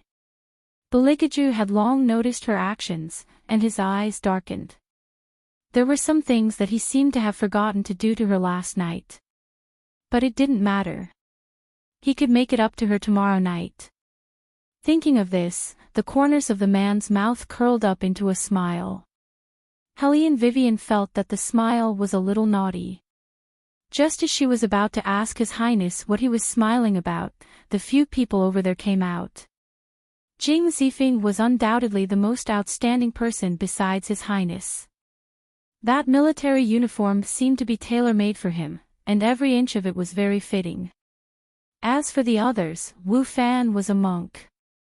It was not obvious when he was wearing a monk's robe, but when he was wearing a military uniform, his beer belly could be seen. Master Zhang's figure was not bad, but his temperament was a little pretentious. Even when he wore a military uniform, he looked a little like a traitor. After the few of them changed, they got into the car. They were blindfolded, and the man apologized to them again. Helene Vivian did not object. Wearing the blindfold was just enough for her to sleep in the car. Beligaju could also see that she was sleepy. The two of them sat in the back, and he directly let Helene Vivian lie down and use his legs as a pillow. His Highness was also wearing a blindfold, but this did not affect his ability to distinguish the dangers around him. His fingers casually stroked Helene Vivian's hair. His side profile was so handsome that the driver couldn't help but look through the rearview mirror. Helene Vivian only felt very comfortable. Like a cat, she nestled in Beligaju's arms. After the man noticed the movements of the person in his arms, the lines of his thin lips became much gentler. He bent down and kissed the top of her head. The quality of the military brothers was good. Otherwise, they would have gone berserk when they were shown such affection. The driver only coughed softly. Beligaju raised his eyebrows disapprovingly. He would still pamper her. The soldier felt like he had been attacked 10,000 times. He bit his lip and whispered to the person next to him, "Captain, when do you think I can find a girlfriend?" The captain thought to himself, "You ask me, but who should I ask? My girlfriend is still missing." However, he still couldn't show it on the surface. He only said 4 words in a very dignified manner, "Drive carefully." The scenery outside gradually darkened. The weather in June changed quickly. At first, it was just a little windy. When the car stopped, it was already raining heavily. Thunder continued to rumble in the sky, rumbling in their ears. That sound always gave people goosebumps. Celestial Master Zhang was the first to be let out of the car. As soon as he walked down, he was splashed all over by the water on the ground. Someone held an umbrella for him, but the rain was too heavy. The sound of the rain hitting the umbrella made people feel even more uncomfortable. Why did it start to rain? Moreover, did they take too long to leave? They had been driving for more than 2 hours. They were probably out of the capital and in Hebei. Celestial Master Zhang was also a scheming person. Although he looked like he was counting the road along the way. "All right, everyone, you can take off your blindfolds now." The captain's voice sounded again, but this time, it sounded muffled through the sound of the rain. Helene Vivian's blindfold was taken off by Beligaju. As soon as she opened her eyes, she saw a flash in the sky and landed in the forest not far away. In an instant, countless black crows flew over her head, squeaking as if they were indicating something. There was a rule in the yin and yang world that it was not appropriate to use magic to catch ghosts during a thunderstorm. This sentence was not groundless. Anything that was unclean would become particularly ferocious on a rainy day. In addition, the black crows flying in the sky and the military villa built in the suburbs were not a good sign. Celestial Master Zhang's expression changed. Why does this look like a sign of a zombie coming back to life? As if in response to Celestial Master Zhang's words, another bolt of lightning flashed in the sky. Following that, there was a heart-wrenching scream. There was a panting in the scream. No one needed to guess. Everyone knew that it came from the villa. What was that just now? Leah immediately turned around and asked the captain who had brought them here. The captain's voice was very calm. You'll know when you enter and see the old master. Celestial Master Zhang did not dare to enter, but with so many colleagues around, he could not run away. Moreover, he could offend anyone but Department Head Song. No matter how afraid he was, he could only brace himself and enter. The others all had their own thoughts as well. After all, that scream was too terrifying. It sounded especially scary on a rainy day. Fortunately, the villa was brightly lit. These lights seemed to dispel a lot of the yin energy. The interior decoration was very gentle and grand. In the middle of the hall, there was a large saber hanging horizontally. As for the other places, there were yellow talismans everywhere. There was also a wind chime hanging at the door. The first thing Helly and Vivian saw was the wind chime. Whose idea was it to hang the wind chime here? Didn't they know that the wind chime gathered yin and attracted ghosts? Department head, we've brought them here. Hearing this, the old man who had been sitting on the sofa turned his head. He was indeed old. Even his eyebrows were white and there were age spots on his hands. However, this did not affect the military temperament that he had accumulated over the years. Especially when he looked at people, his eyes were very oppressive. Take a seat. It's been hard on the masters to come in the rain. The old man smiled with the dragon-headed walking stick in his hand. He had the demeanor of a general. However, he had been in a high position for a long time. Even though his upbringing was very good, his words sounded like an order. Celestial Master Zhang knew how to flatter people. He immediately said, "It's not hard, it's not hard. Department Head Song, if there's anything, you can just tell us." When I received the registered letter, I was still a little puzzled. I thought it was a prank. The registered letter was written by my granddaughter. I didn't know about it at first. The old man's voice sank. Many days ago, she started saying that the house was haunted. I didn't believe her. In order to ask for help, she could only write a registered letter and send it to you. It's just that the people who came before all had accidents during the process of catching ghosts. It's not good for such things to spread, so I brought her here. But even so, once night fell, she would become especially scared. She said that there are masters of exorcism who can do it. But this time, to prevent accidents from happening again, she wrote down all the masters she thought they were in a registered letter.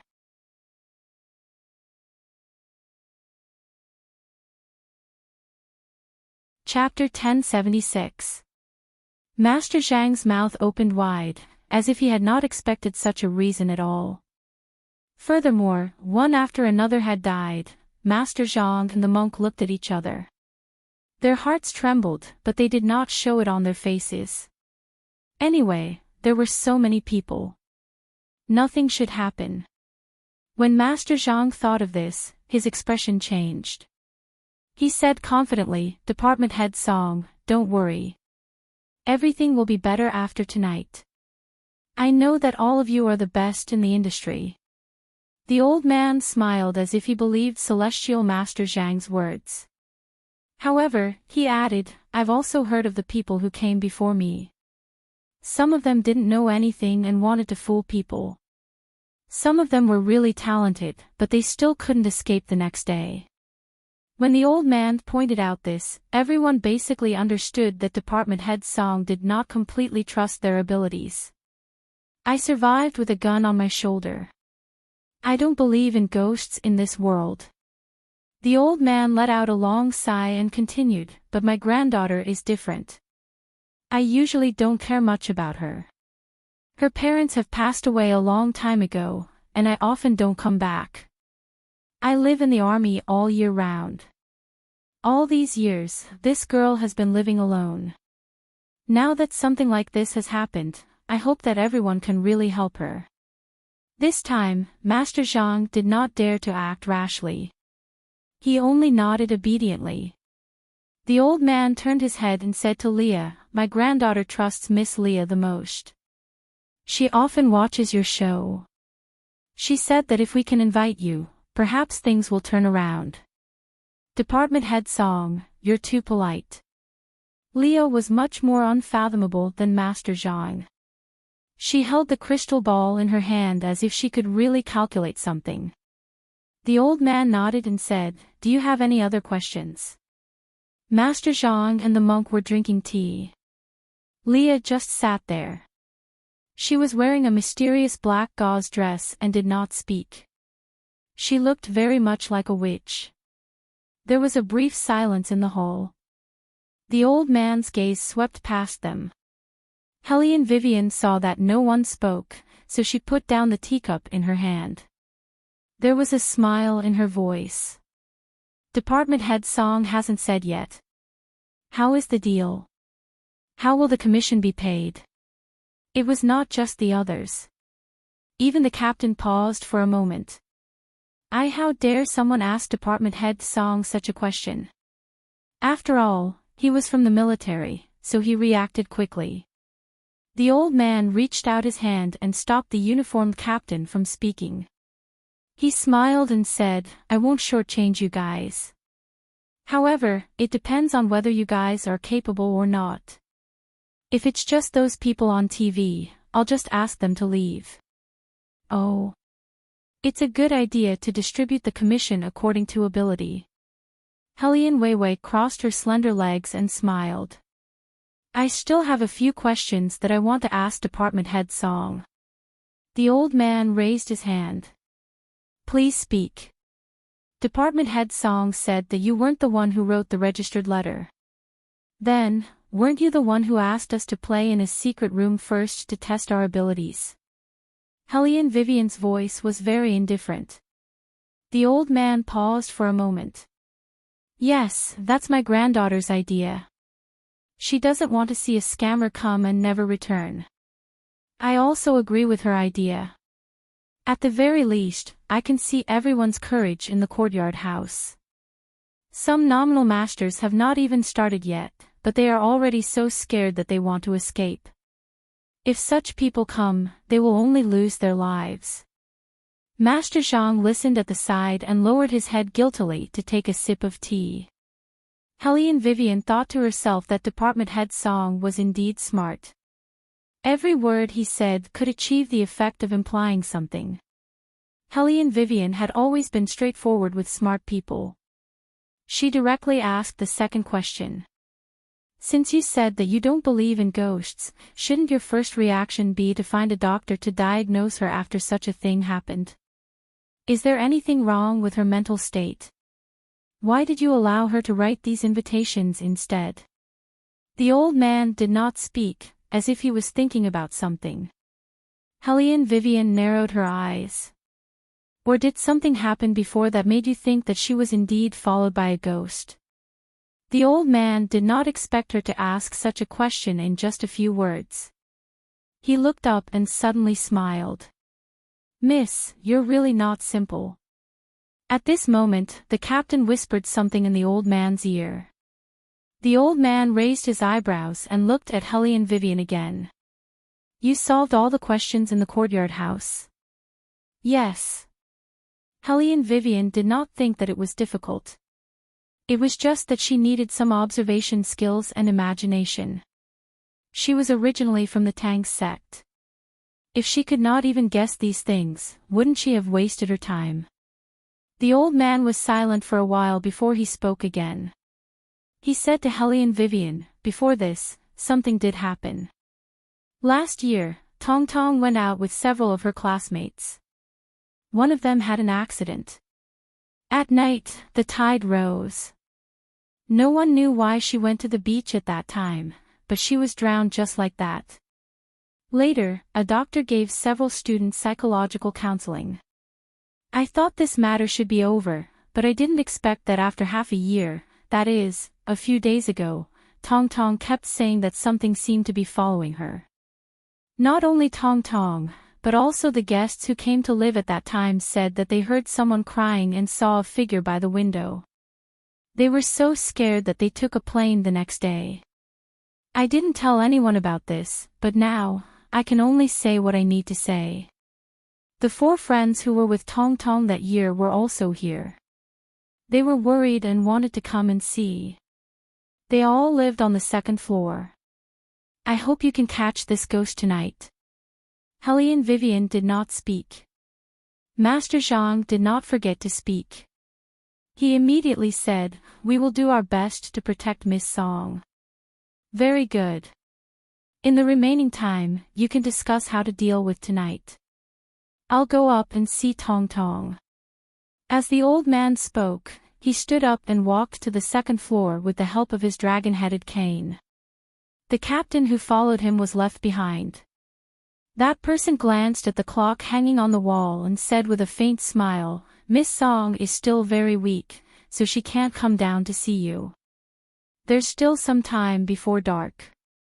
According to the previous arrangement, I should have taken you to see the surrounding terrain of the villa and go swimming in the swimming pool at the back.